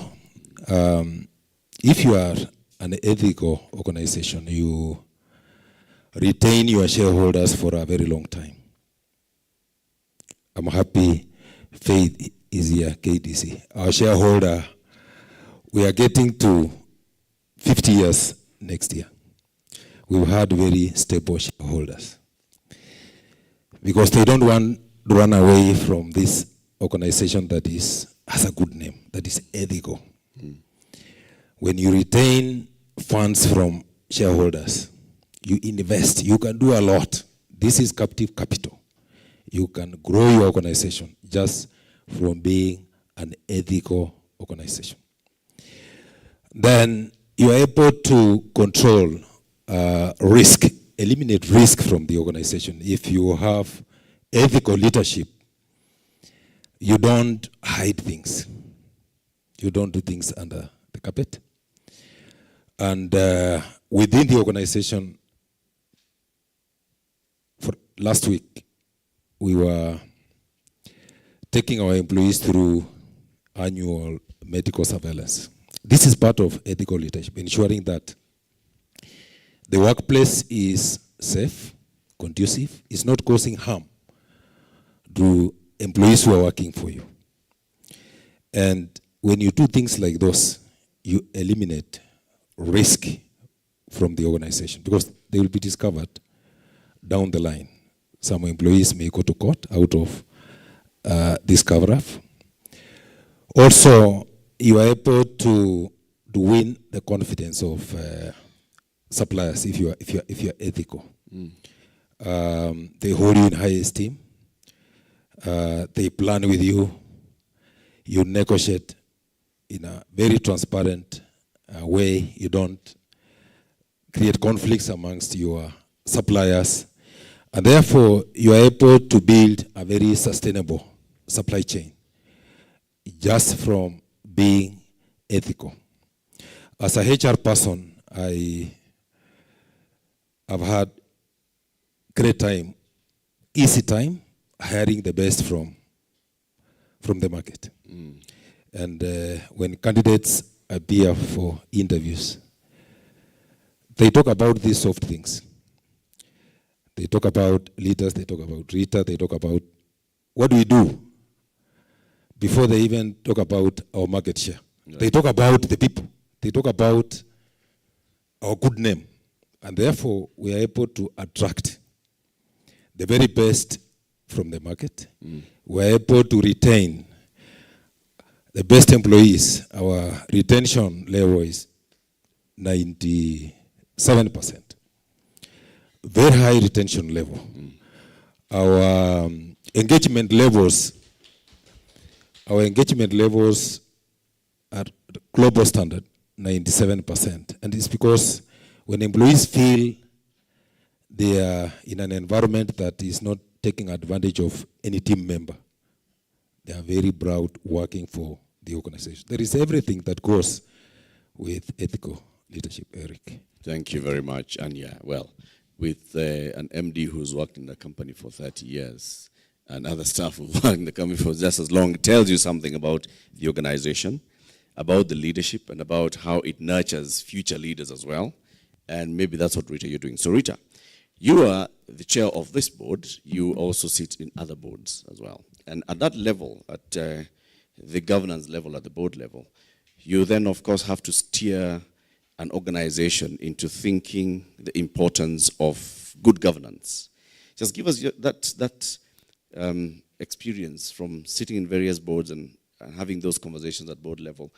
What is it that you have to do to ensure that there is proper governance structures in place, proper accountability mechanisms in place, and even selling that to other board members and the organization itself, that this is what we need so that we can stay and remain afloat?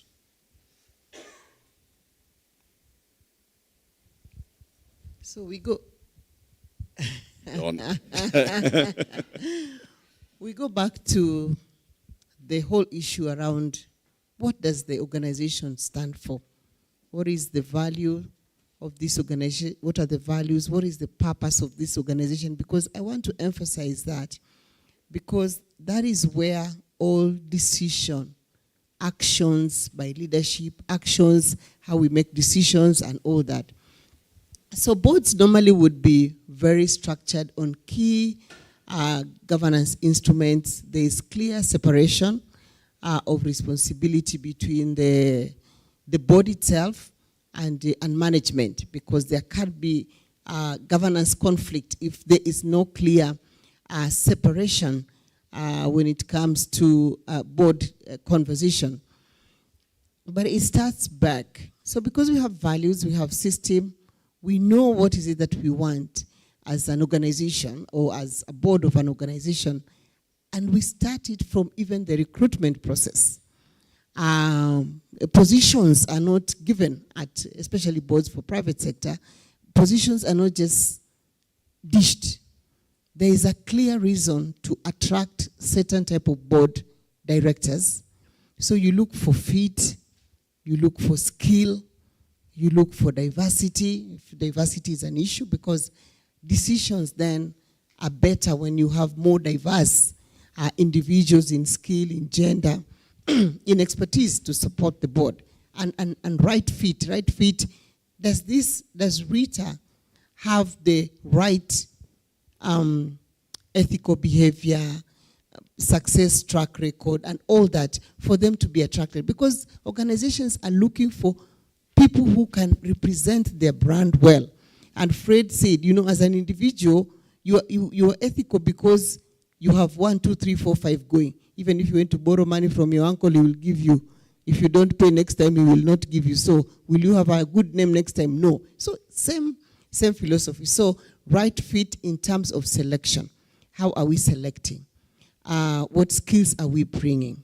Then as the board, you now have your work plan. You have work to do. And you engage with management, because management are responsible for implementing the vision of the board, the strategy of the board, and all that. So once you have the right fit, both in management and in board, you have separated the responsibilities of board and of management, and now you have a plan to execute. Professor here talked about intentions. In private sector, there are no intentions. Intentions are there, but every year you are accountable. Yep. You have to deliver results. So as a board, you ask yourself, how am I going to deliver results? And every year you measure yourself. There are tools that allow you to measure how effective, he talked about effectiveness, how effective have you been? What lessons have you learned? What did you do well? What didn't you do well? How can you correct next cycle? And next cycle you measure whether you actually corrected. And there's a clear plan in terms of delivering. So, and once you've delivered the results, then you are accountable to the shareholders. You have to have an AGM that enables you as the board and your senior management to tell your shareholders, what is it that you did? We promised to do in the year 2024, 1, 2, 3. Did we deliver? What did we deliver? Were there challenges? Were there significant changes? Were there risks that you need to tell your shareholders? So that transparency in communicating the results is very clear responsibility of the board, and it's done in an open forum, and that is an AGM. Then there's also accountability to the regulator. For instance, if you're a publicly listed company, you have the Capital Markets Authority. They check your governance, they check your leadership, they check your legal compliance. There's a thorough process of checking, because you're custodian of people's assets, people's money, shareholders' money. So how are you accountable to the regulator? How are you accountable to the employees of the organization? Because they are a major stakeholder of that organization. So you have a board charter. Your work is executed through committees and all that. So governance then is this framework under which you operate in an ethical manner. It's like your Bible, it's your creed. You have to have a creed. Everybody has talked here, whether it is a Truckers Association, it's an association that has got membership, that has got representation, that meets and executes the business on behalf of the people. So the board is just the custodian to execute the mandate, whether it's sports, whether it's Kenya School of Government, whether it's an institution like ours, we work and report to a board. So that framework of governance, the tools that are there, that then we have to implement and be accountable and then responsible. Because when you're put in a position of responsibility, you have the duty of care. Yeah. As an individual employee, as a board director, as a government leader, you have that responsibility of care. And I always say, when you're called to serve, and being called to serve, whether in a board of a public listed company or whether in a school board, it's a big opportunity to push the agenda of governance, because then you have power to do what is right.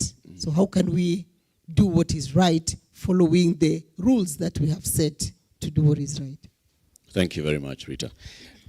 Prepare your questions, because I'll be coming to you. If you've got a question to ask, be ready to raise your hand. Carissa, you are the General Secretary. Of course, there's a leadership structure at the Truckers Association, but you are representing an industry that, just like you told us, initially it was fragmented, and now they are coming together to start doing things the right way. You've got various stakeholders. You have the members that you represent. You have the government that you have to deal with. No, 48 governments, the national and 47 county governments. You have various bodies that you must engage with, and you've got your customers. And the customers are individual customers to each individual member of yours, right? How do you, at the leadership of the Truckers Association, then ensure that there is proper engagement across all your members, such that all your stakeholders can sit back and say, yeah, our truckers' business in this country is ethical, is doing the right thing, is thinking futuristic? Stone. Like I said earlier, apart from the National Management Committee, which comprises of the 20 people, we also have, I mentioned something about 10 chapters. We also have the chapter leadership. At the regional level, there is a Secretary General for every region. There is a chairman for every region. And bringing all these people, all these SACCO officials together as the delegates, we call them the delegates, they get to choose their own leadership. And they have the right at any given time, wherever they feel that you are not representing their interests or anything, they can actually recall you. Same as myself, as the Secretary General. Because personally I came in representing the North Rift chapter. I was seconded to this position from the North Rift chapter. And then now the board now decided it best that you be the Secretary General. If I do something, or if I go against the interests of the organization, the board can actually recall me. Leave alone the board, the chapter can recall me, and I will stop being the Secretary General.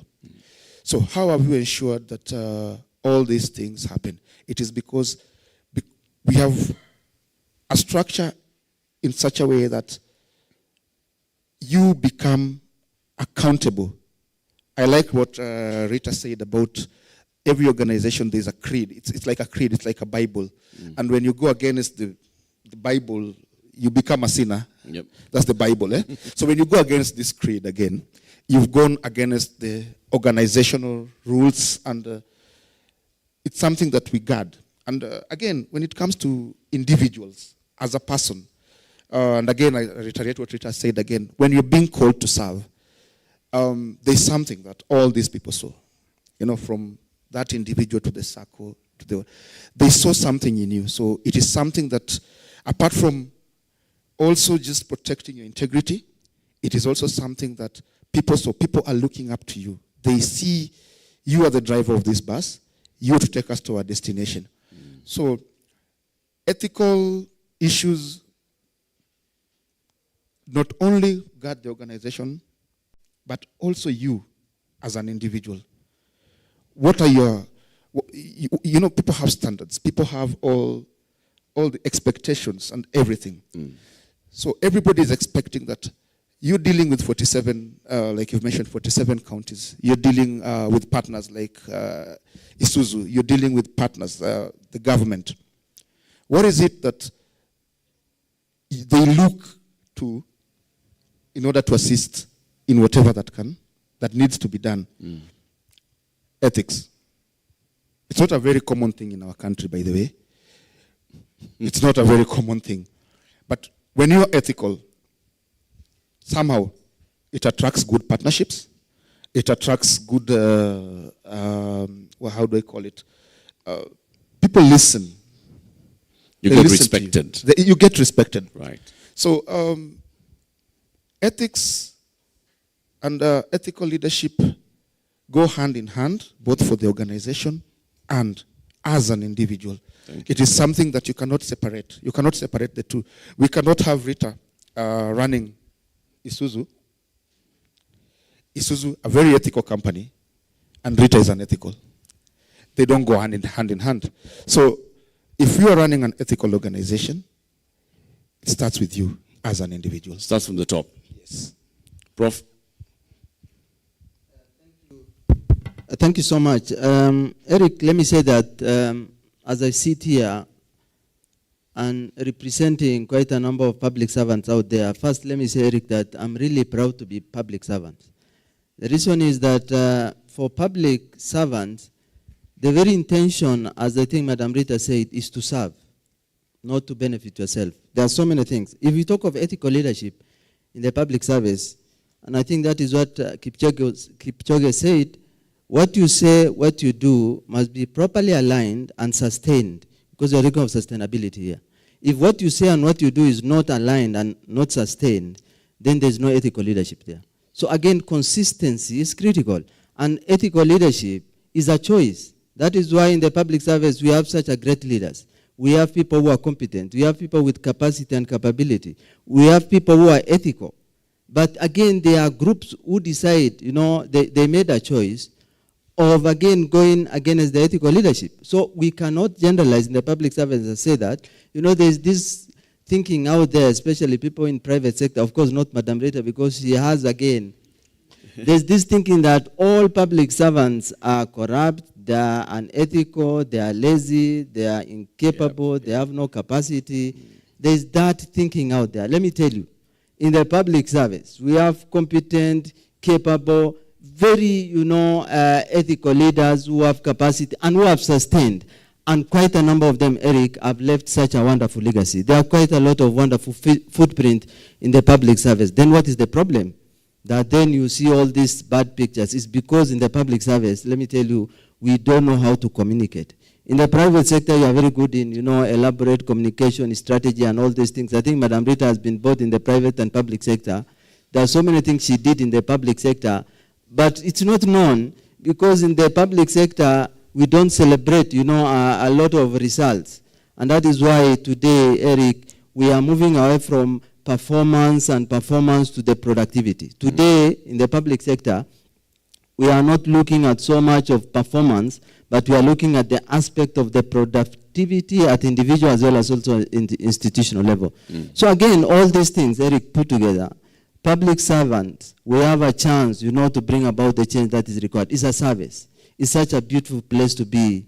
But if we choose then to serve, instead of, you know, being served, because you have this other side, which therefore then you look at. And that is why ethical leadership is all about the values, it's all about the voice, it's all about the virtue, it's all about the purpose that you have for then, because you, as a leader of that institution, you are the vision carrier, you are the value carrier. If the moment you destroy that link of you carrying a different value and the vision, then ultimately you will not be able to realize, because people are looking unto you. So all leaders in the public service, please let us choose to serve, not to be served. And let us be ethical leaders, because we have capacity to do that, we have capability, and we have a choice. And I'm so proud of being a public servant, Eric. Thank you very much, Professor Nura. Very well said. And yet, indeed, it's true. We know that, you know, there are very many ethical, well-meaning public servants and public officers, and they are the majority in the public service. The minority are the ones who have gained the notoriety, and because of bad communication as well, the ones who are doing the right job are not being rightly recognized. But let's, again, appreciate those like Professor Noura who have decided to serve the public. David, I want to come to you, and you also deal as a bank, as an institution, you deal with very many stakeholders. As you're thinking of sustainability, of ethics, of how to move forward, you have to rally people around your cause. It serves you well, of course, because at the end you have to report profitable return to your shareholders. But as an institution that is looking at going beyond the 100 plus years in operation, what is this thing in the governance structure of an institution such as Standard Chartered Bank that then looks at all these stakeholders and says, this is how we are going to engage with all our stakeholders so they can buy into our vision and our idea? Thanks, Latif. I think it's defined in our valued behaviors as a bank. And it's never settled, so continuously innovating. There's better together, so bringing everybody, both internal stakeholders and external stakeholders on board. And then the most important one is actually doing the right thing. So this is doing the right thing with the clients, with the community that you operate with, doing the right thing with the staff members, doing the right thing as a staff member. Actually, our organization has zero tolerance to ABC, bribery, corruption. That will get you fired, not non-performance. And performance can be managed. You can be put to PIP. The managers work with you to come back into, doing your job. But zero tolerance to anti-bribery and corruption. And the procedures are there. Staff are trained about it. There's a lot of advocacy about it. There are a lot of e-learning that you do around governance and actually doing the right thing with the client and the stakeholders. And to do this is defining our intention, which is doing the right thing. And this is looking at our operations, looking at the community aspect, looking at the business.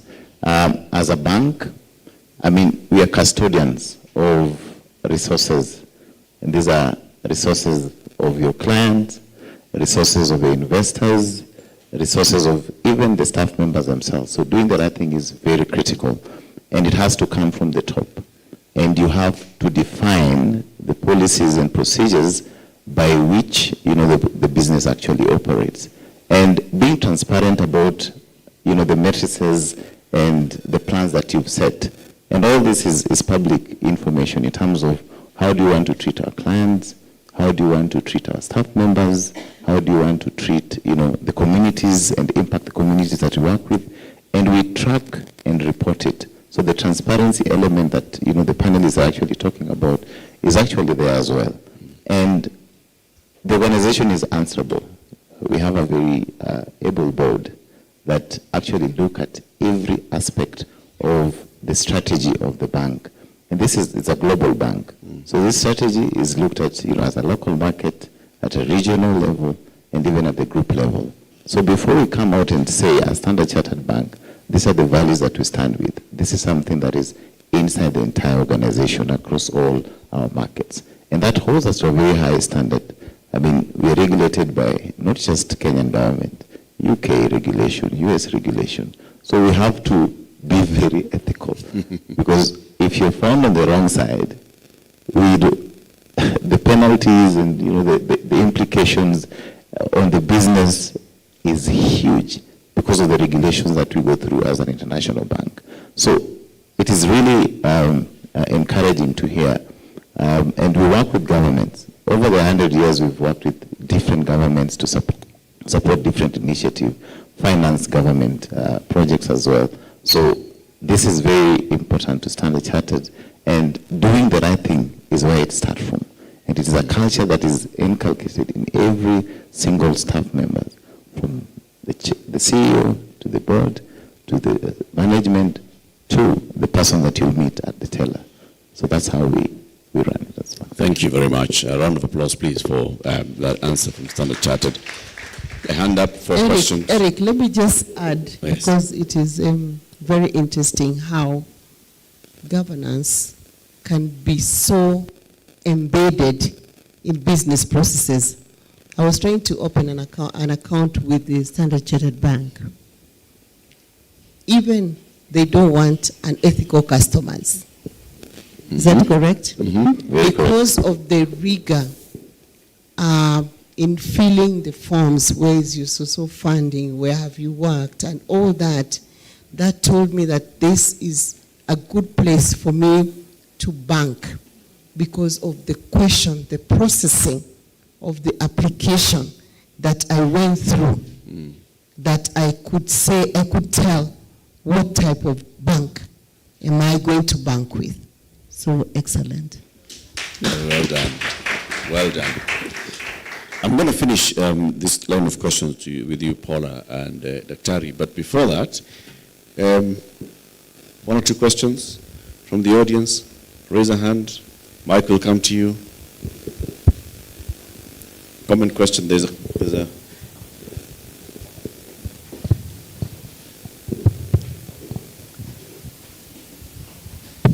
the owners of ISUZU are speaking. Yeah. Mine is not a question, it's just a comment. And this comment, my name is Faith Nene. I work at the Kenya Development Corporation, formerly ICDC, who invested in ISUZU in the early 70s. That time it was GM. And this was an initiative by government. So just to echo what Professor Nura is saying, that government can do great things and government does great things. Who knew that it is government that invested in this great company that started as General Motors, where KDC partnered with General Motors to set up this great company that later sold off their shares to ISUZU. So at KDC, formerly ICDC, through government, on behalf of government, we set up many, many thriving businesses. And up to today, we support businesses to scale up. We de-risk in many sectors, manufacturing, agro-processing. We are looking at the losses we are getting from the so much food we harvest, and it is all lost because it's not taken up. So government is doing great things, but the communication aspect that Professor Nura talked about is the missing link for us. But the other thing that then affects government is when people see the scale of unethical behavior that we have as the government. So if government can redeem itself by doing the right thing, because we are the people seated here who then do the wrong things. If we can redeem ourselves, I think our country will be very far. If Singapore took our policy documents and went and implemented, and today they are a great country, and yet they are a small country the size of Kiambu County. So really, I think we can do great things as government. We have done it, and we can do it again. Thank you. Thank you very much. Asante sana. And yes, it's true. So first, I'd like us to appreciate Paula, because Paula was working in the private sector. She decided she's retiring, and she's not just sitting back. She's moving into doing everything else, including putting herself out there to promote rugby for women. And she has done this very well, and now she's recognized, she's sitting in the World Rugby, and this is something we have to acknowledge. So let's do that, please. And you said it starts from the person and then it spreads. Now, how do we ensure that we have greater inclusivity in the sport, right? That we see in all sports, we see more women, we see more marginalized groups, we see more people actually getting the opportunity to participate in sport. What's the role of leadership in that and governance? Thank you very much, and thank you, everyone. I'd just like to react to something before I respond to that, because I feel it's very important, and we've got, government representation in the room. And just borrowing from what we've done from a sustainability point of view, I feel that it is very important that the planning phase is actually taken into account. So earlier when I spoke, I said that from the governing body, the decision they took was to run what was called a sprint for the first 2 years before 2024. And the reason of the sprint, and I think it's something we're also here to learn, that we can actually learn from, and our document is actually public. It's on our website. If you go to the World Rugby site, you can download it. It actually has a very detailed plan that's actually been laid out. The idea of the sprint, if you look at the activities that were actually listed, first we began by announcing an intent. After we announced the intent, we actually backed it with a plan of the actions that we were going to take. 2022 to 2023 designated as a sprint. And the purpose of the sprint was to analyze the capacity that would be required to have in place a sustainability plan, what it would cost to have the sustainability plan, the players you would require to have this sustainability plan. So it is possible to move from intents into action if time is actually taken to actually put that in place. And I think it is critical, especially when we speak about it from a government point of view. It is my hope that that happens, because if I've read it correctly, there's public intention by 2029 to have not just public listed companies, but all companies actually report their ESGs, private, public, and otherwise. It's very encouraging to see entities like ISPAC who have actually already come forward and said, we're actually going to be ready by 2027. So the question I'm posing is, what are we doing before the 2027 and the 2029? And I think that is really critical. Before then you come into 2024 to now begin to create the awareness in terms of now getting people on board, your various stakeholders, from your funds. From a government perspective, it would be we the citizens, take us on that journey and tell us what it means, what it holds for us in the immediate and what it actually holds for our future. I think it's critical. So just coming to the question that you've posed, Eric, on inclusivity. And I know a lot of times when we talk about inclusivity, it's almost biased and leaning towards the women, that we've been left out, And it's true, it is a fact. The data actually shows that. And when you look at it from a point of sport, when I got in, and I remember when I joined Kenya Rugby Union, and the then chairman said to me, help develop the side for women. It had been on and off women's rugby. When I took it on, there was about 5 girls, very disgruntled. The first media interview, I only did 2 when I was a director for women's rugby at KRU, purely driven by my personal philosophy that it was not a place for me to position myself, to get all the clamor in the media, because there are a lot of interviews that go on when you're leading in a position like that. I wanted to position the sport, and I wanted the storytelling to be around the women and what we were actually doing to get the sport out there. It was a tough journey. I'd love to say it was easy, but it was tough.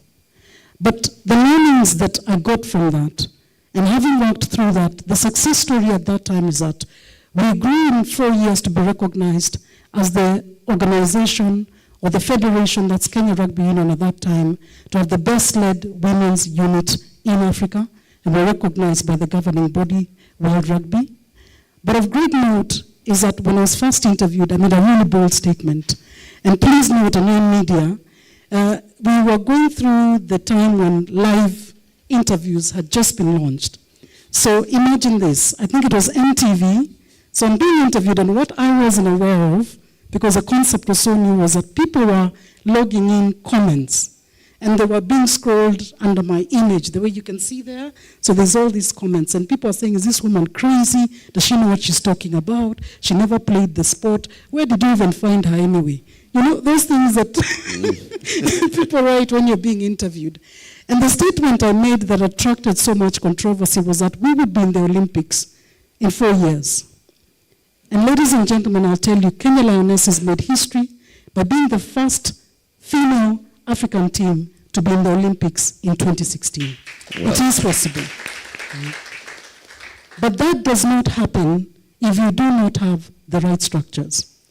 It does not happen if you do not create an inclusive marketing strategy, which is not just biased or talking about the great and excellent performance of our men's side. In this case would be the Shujaa. And you know, the way they're well representing us. You've got to talk about the other side of the sport as well. So that is very important. We've got to identify and embrace the barriers. We really have to.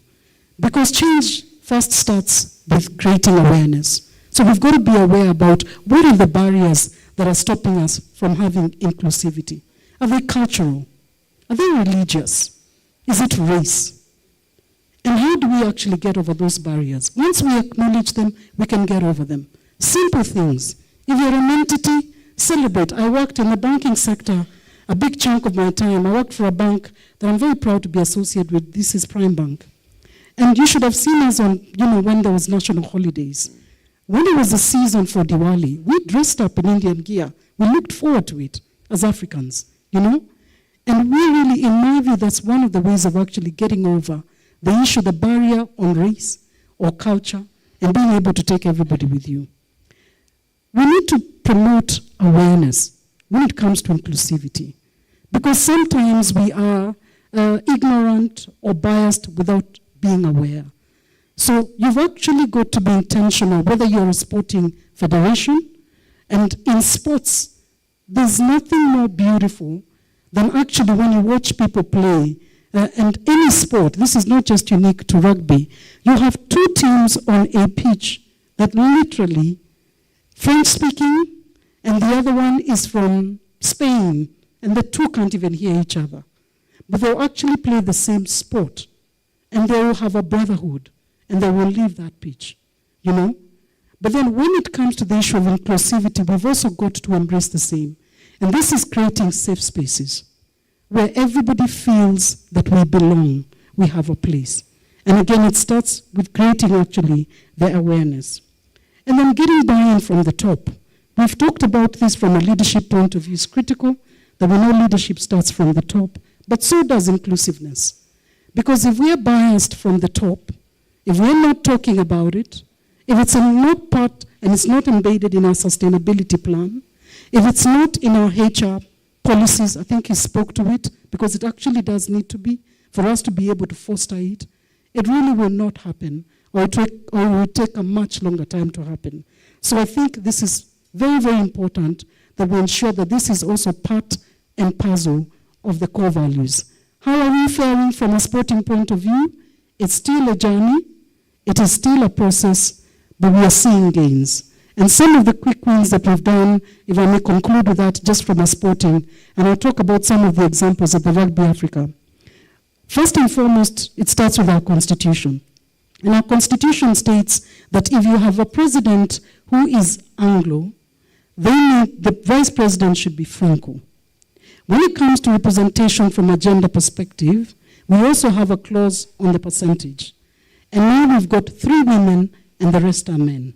So that's actually there within the Constitution. So just being able to embed that. When it comes to sport, we've now introduced a tool, so embracing data and the aspect of actually having a tool that measures that. And there is an incentive that we provide to the federation that actually have women participation. That's part of fostering and actually calling to inclusiveness.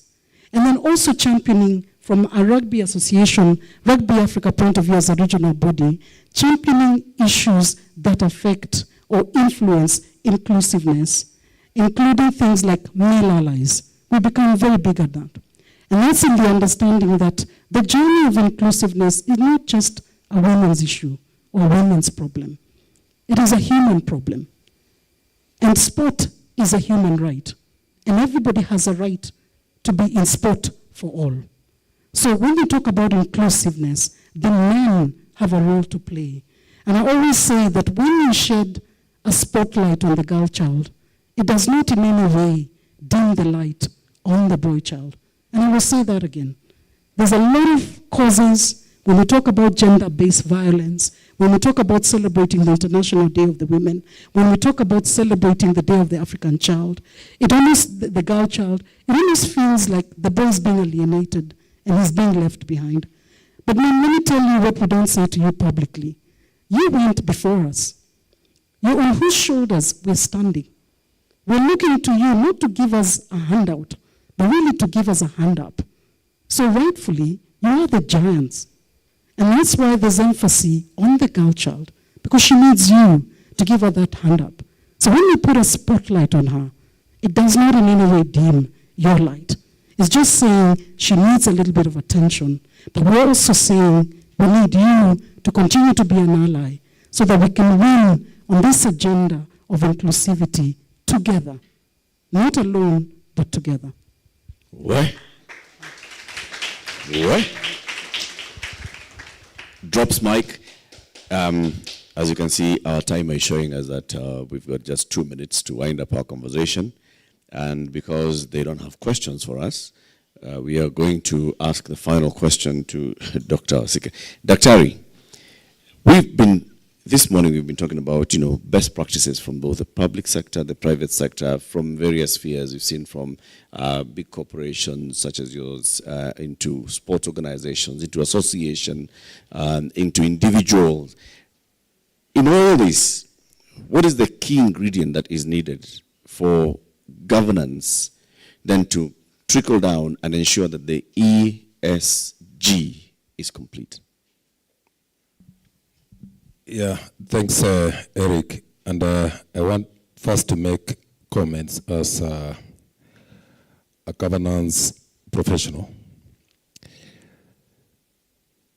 If you are a corporate, the registration process starts off with a registration certificate from the Registrar of Companies.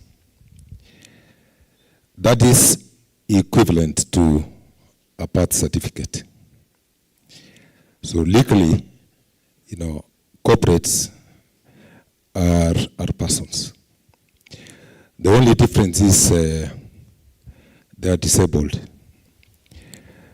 That's why we sign checks on behalf of these organizations that don't have hands to sign those checks. We speak for those organizations because they don't have the mouth to speak. And therefore, for everything that we do, if you steal from the organization, you are actually stealing from a disabled person. That is how serious it is to be ethical and to practice best practices. And because we are acting on behalf of a disabled person, we need structures that can help embed these best practices. Now, some of the things that we do at ISUZU include holding ourselves accountable on investments. When Dr. Musyoka was introduced, you heard he is the manager for monitoring and evaluation. That brings accountability in the process. If, as a manager, I'm asking for resources from ISUZU to invest, I'm putting my hand up and making myself vulnerable. I have to explain where the money went and how the organization has benefited out of that.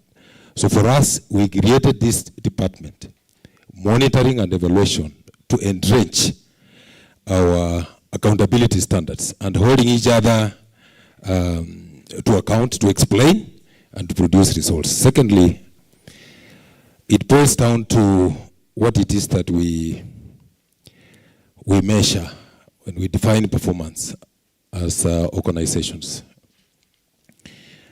We measure, in our perspective, we measure performance from business results, the numbers. If you are selling vehicles, we will give you a target for those numbers. But we also measure behaviors. So the overall performance assessment of any employee at ISUZU has those two components.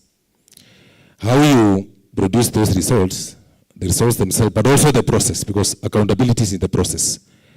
No shortcuts. And we find that very valuable. In fact, our finance director reminds us that every result that is produced without following process is an offside call. We don't count those offside calls. We don't celebrate them. So investing in what it is that you are measuring helps both sides and be a good practice for public and private sectors. Thank you. Thank you very much. And I'd like us to please thank my panelists this morning for this great conversation that we've had. Bridging the gap in governance and seeking to understand what governance is all about. So number one, I'd like to ask the question. Now, because you're not raising hands, so it's just going to be acclamation. Oh, there's one hand up there. So the hands are coming up now, when the time is up.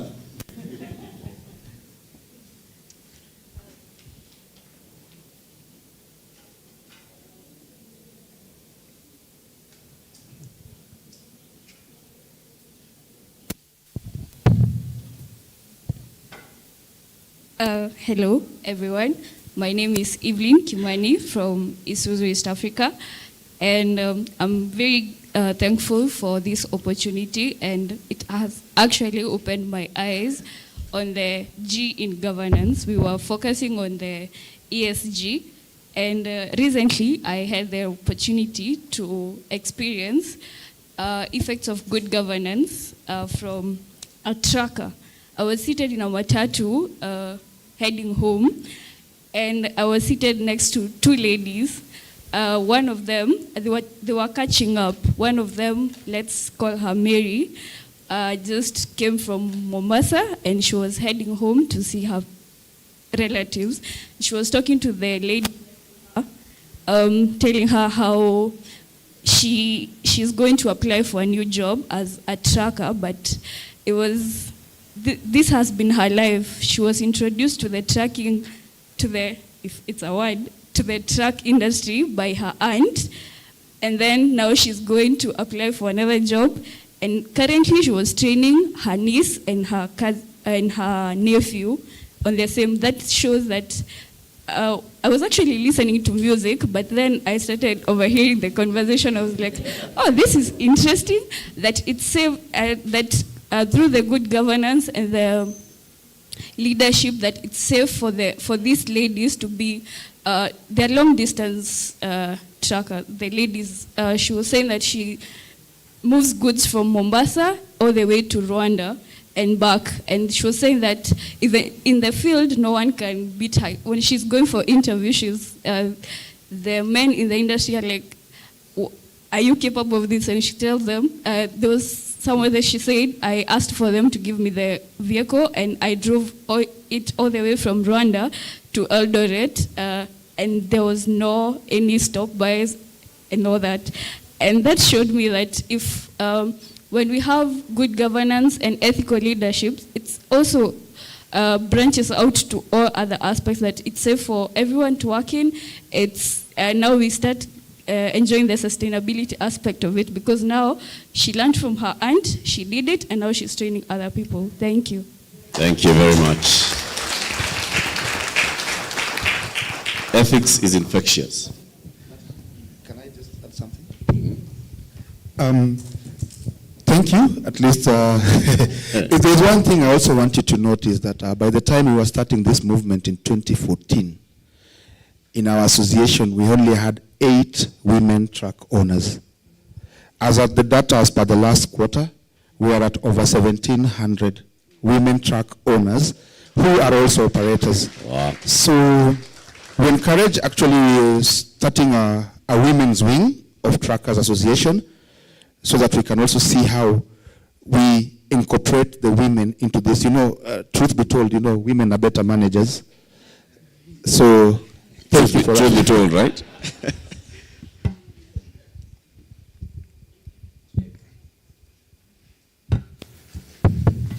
Good morning, everyone. My name is Nefat Nkigenjengwa.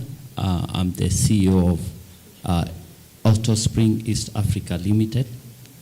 We supply to ISUZU. It's been a long journey with ISUZU since the late 70s, before some of my colleagues and my friends in this room were born. I will not mention their name for security reasons.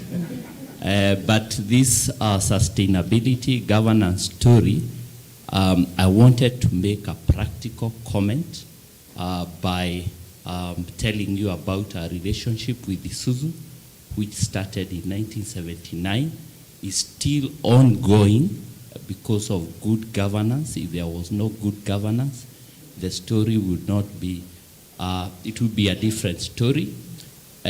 We employ about 200 people. We supply springs, U-boats, and wiring harnesses to ISUZU. It's not that easy to supply to an ethical and a big name. I can tell you they have a very strong localization team, and they've been at it since 1970s when they were GM, now ISUZU East Africa, and it's been a wonderful story. So I want to applaud ISUZU for this initiative to ensure that we sustain the growth, we support more people, because you can see the supply chain effect, the ripple effect. Because we supply to them, we also get other people supplying to us. And I can tell you the numbers that comes out of this relationship, the lives that are impacted by this relationship is incredible. So thank you, ISUZU, and well done. Thank you. Nefat, in 1979, did you sign the deal with General Motors then? Did you as Nefat sign the deal? I was born, but... So that also says something about your organization and the fact that it has stayed this long doing the same business and continually improving and perfecting what it's doing. So there's governance, yes, on the ISUZU side, and the collaboration from the ISUZU and your organization that also talks about that governance. Final hand. There was a... Good morning. Morning. My name is David Adano. I'm a graduate trainee at ISUZU and the class president of the Master of Commerce September 24 intake here at Strathmore. I have two questions, or two things that I want to talk about. These are classroom discussions that you had in class. The first one is about corporate social responsibility and corporate shared values. I was wondering, I know ISUZU is a good company at CSR. What if we start thinking about corporate shared values? That is, you think of programs that impact the environment in a positive way, and at the same time you earn profits from them. For example, ISUZU can think about installing solar panels so that they can save on the cost of the electricity. And then the second point that I wanted to talk about was about the criticisms of CSR. Let me focus on the environmental one. One thing we picked up from our class discussions is that many companies focus on, let's say, planting trees, and then they leave it at that. They do not follow up on the tree. 5 years, 10 years from now, is that tree alive that you planted? So companies need to follow up. Yes, you have planted 10,000 trees this year, but have you followed up on it, or will you follow up on the tree? Will it exist in 10 years from now or 5 years from now? Thank you. Thank you very much, Mr. President. Good comments there as well, and I don't know whether you want to respond to that. You know, when it comes to CSR versus CSV, I think Dr. wants to take it.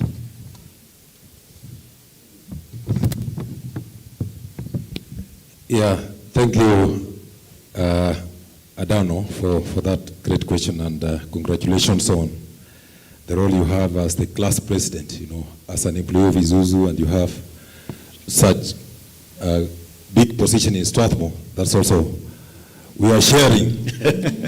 It's just what you're saying, shared values. Now, there are great things that we are doing. First, on energy management, we've done very well. We've started off, we benchmarked when we registered our foundation. Our first point of reference was Strathmore University, where they have great investments in solar.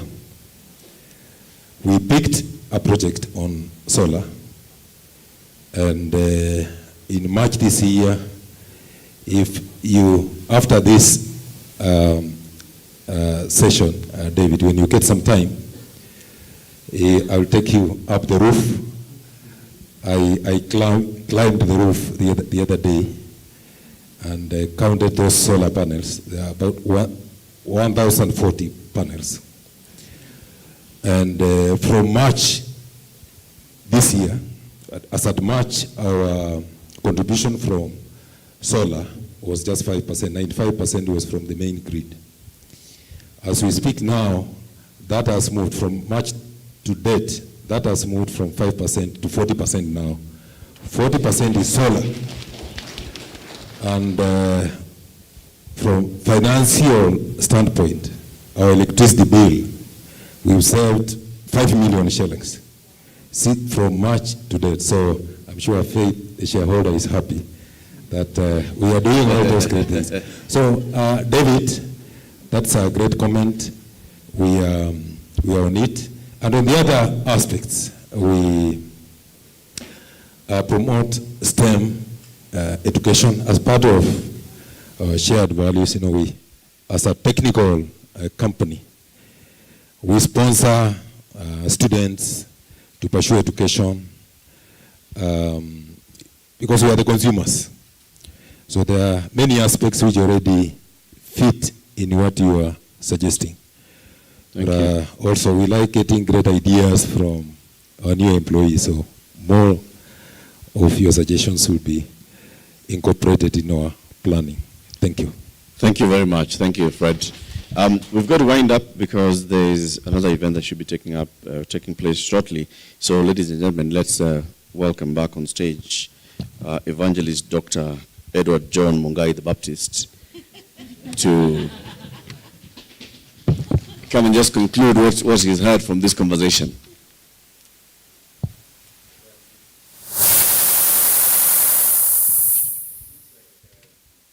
I don't know whether, yeah, it is working. Seems like I got a new name, John.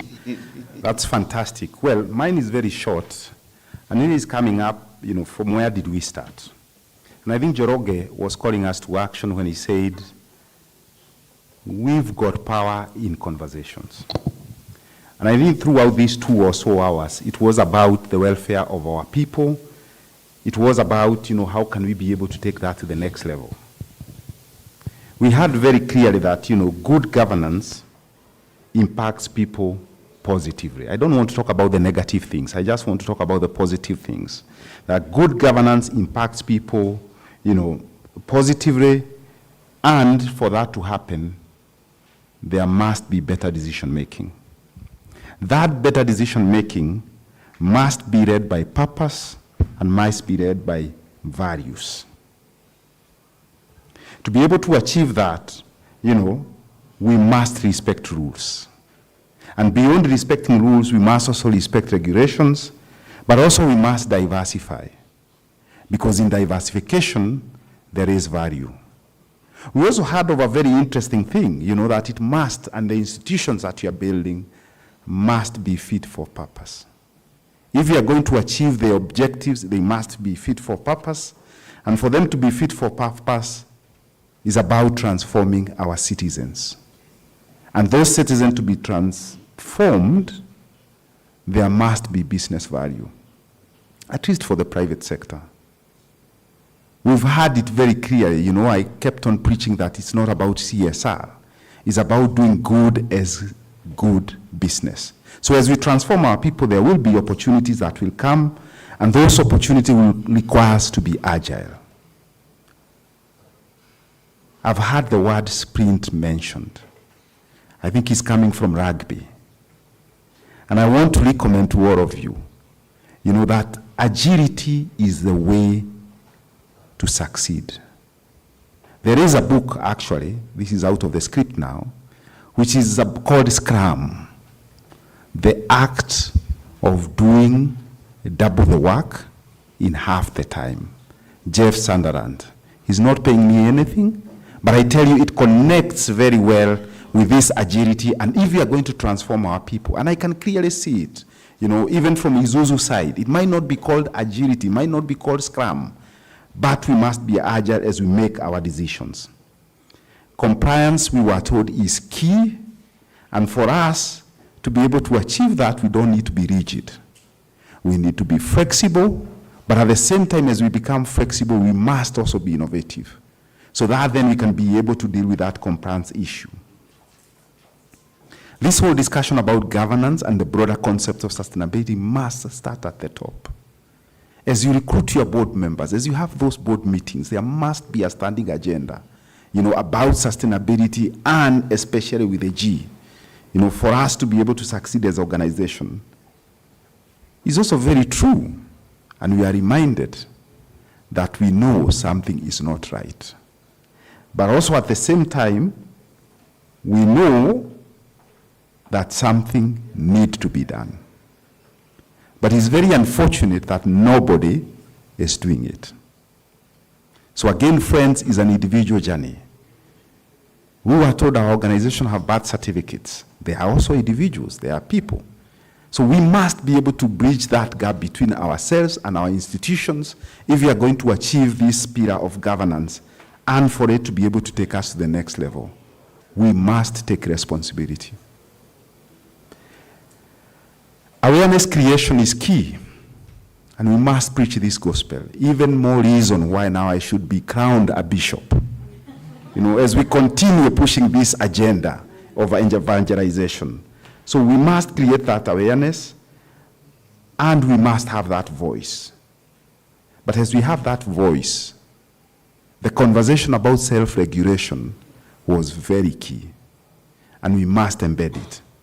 You know, there are many stories that are not told about ISUZU. And when I was seated here, you know, Evelyn, yes, you have heard people speaking, but by you being a GIT, you know, that by itself is a governance issue, is a governance good fruits that are coming to you.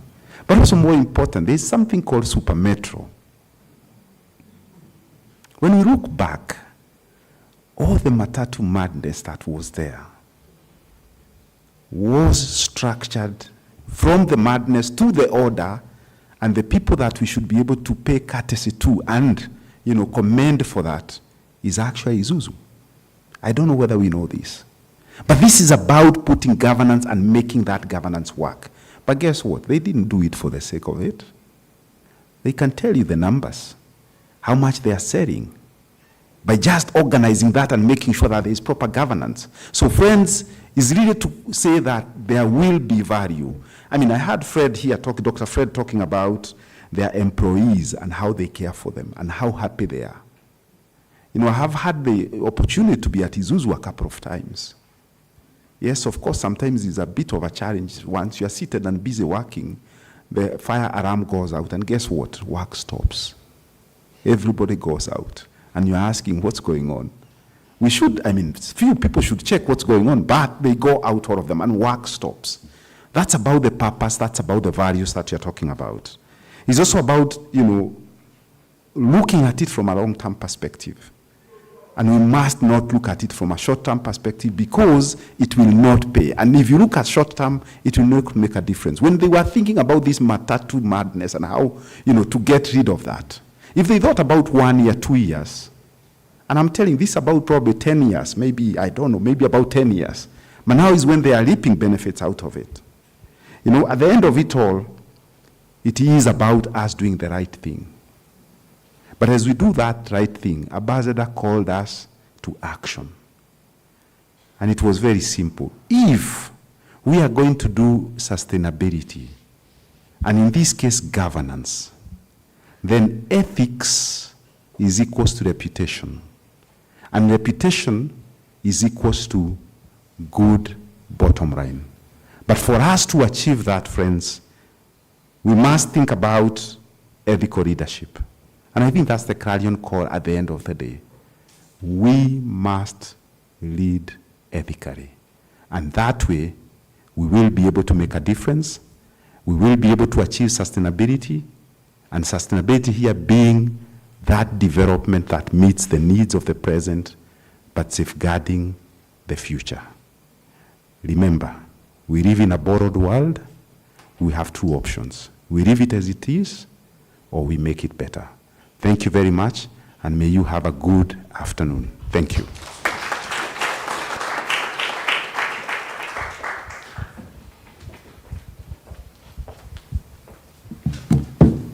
Thank you very much for those amazing comments and for echoing the call to action that we've been given. Let's give another round of rumble for our panelists. Have done an amazing job. So we have a slight situation that you could remain seated just a bit. We have a slight situation in terms of the time. So this is the last time I will stand here, and we'll just flow in this order so that we save on time. So we'll have Dr. Michael Musyoka. You'll come up and you will lead us in the panelist appreciation and also the moderator appreciation. And after that, I will call upon the associate dean will follow. I will not call upon just because of time, please forgive me, but we have an event coming right after us. So it's important we be able to summarize as quickly as possible. So the associate dean will come and will give the vote of thanks. And then after that, the panelists, you will meet outside. There's going to be a photo you're going to be taking together with the guests that are here. So you'll meet outside there at the atrium. And the rest of us will have the amazing opportunity to enjoy refreshments and networking again at the atrium. So that's a flow of events. Kindly, Dr. Musyoka, if you could, karibu sana.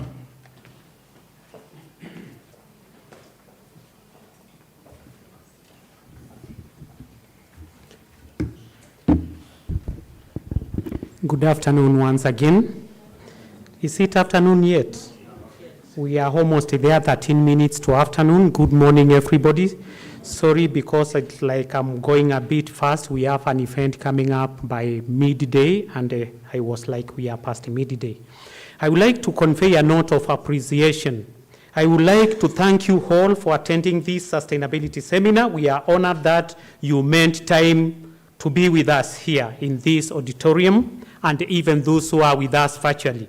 I take that utmost opportunity to thank our hosts here at Strathmore School of Business for graciously availing the physical facility and the use of it during this seminar. We know you have a lot of activities which take place here, but by partnering with you and availing this facility, we have all gained. Through the able leadership of Dr. Sisa Mwangi, we appreciate the Strathmore Business School for your able partnership in putting this seminar together. Your expertise and contribution in developing ethical and transformational leaders through research, innovation, and dissemination of business and management knowledge will not go unnoticed. I would like to thank your team that has granted significant support to us through their time and efforts in the past few weeks. I thank the ISUZU East Africa, led by our Managing Director, Board Chair, Rita Kafashe, for your dedication towards driving sustainability conversations through these seminars. Over the years, we have brought together sectors, communities, and professionals to discuss the importance of sustainable development and business. In the like manner, I would like to single out ISUZU team and partners for their dedication and tireless effort to make sure every detail is executed well. I would like to thank our organizing team, composed of representatives from ISUZU East Africa and Strathmore Business School. Thank you all for making the third ISUZU East Africa Sustainability Seminar a success. Asanteni sana. So for now, I want to move forward, and I want to bring the next session where we are going to do the gifting. And I would like to call the Associate Dean to be with me here as we gift our panelists. Thank you so very much for your time. We have really gained from your expertise. we are going to practice this. We are going to act like Dr. Mungai. We will be evangelists of governance. Kindly somebody. So we want to start gifting the panelists, and we will start with our MD and chair of the board. We have some token for you. Thank you for being a part of the panel.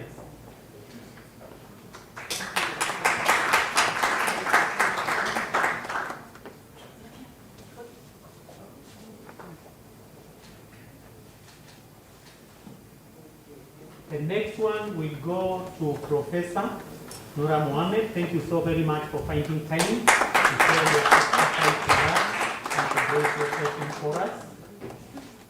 And the next one, before I call the next person to gift, will go to Dr. Fred Wasike. Thank you so very much for taking time. If you get your gift, you can go back to the audience.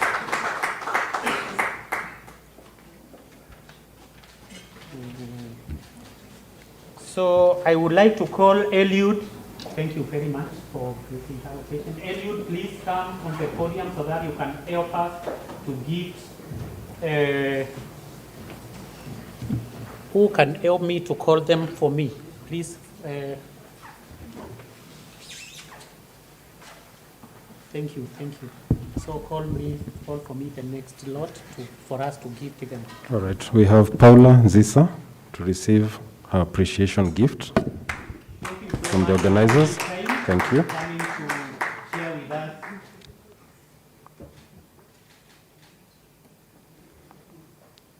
Thank you. Then we have Kennedy Karisa from Truckers Association of Kenya.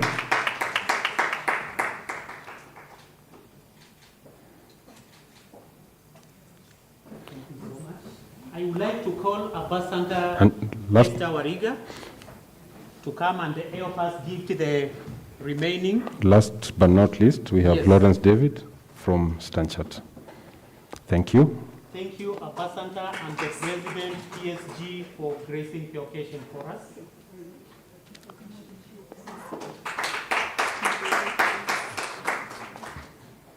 So next, We have the able moderators are led by Eric Latif, also becoming brand ambassadors. we are gifting our moderators. Next time you are taking a safari, we have something to shave your head, and then you become our ambassador for this.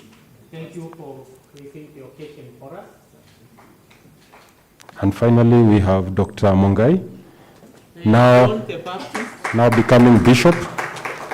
Thank you. John the Baptist, as you go for you are going to. So as you go kindly, you'll have something to shade your head against the scorching sun. Thank you. As So, an evangelist. yes, as an evangelist, and you are going to read. So next. So we are now going to call the Associate Dean to come and give the vote of thanks. Dr. Kellen.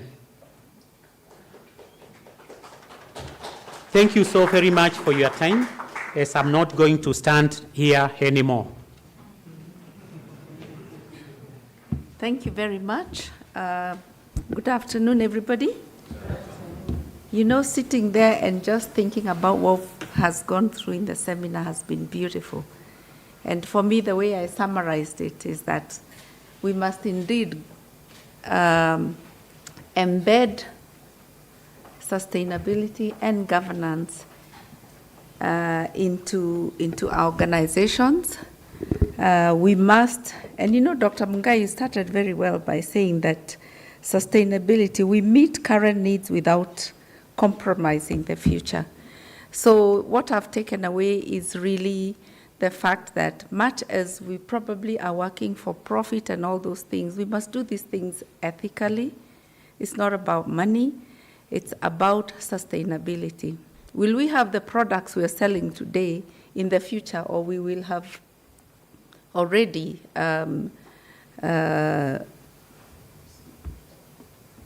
exhausted them? We're doing this for the future generations. It's about impact. It's about our legacy. We must leave, indeed, a better world, like we were told. So thank you very much, Chief Guest, Eliud. Asante sana for gracing our occasion. Thank you for coming to Strathmore Business School for the very first time. We want to thank ISUZU for partnering with Strathmore Business School for this seminar. Thank you very much. I want to thank all the panelists and the moderators as well. Thank you very much. Very, very good insights that came through for us. Very, very insightful. So thank you very much. We want to thank all the participants in this seminar. Thank you for those great questions you asked. That was a fantastic example we got from, the tracker one. It was really good, and just telling you how things go and how we all gained from these conversations. Very rich conversations, so thank you very much. And at this point, I would like to welcome you all to the photo session and the refreshments that we have. Asante sana. Let's give all ourselves a good round of applause for those very, very engaging conversations. So have a great afternoon, and God bless you. Thank you.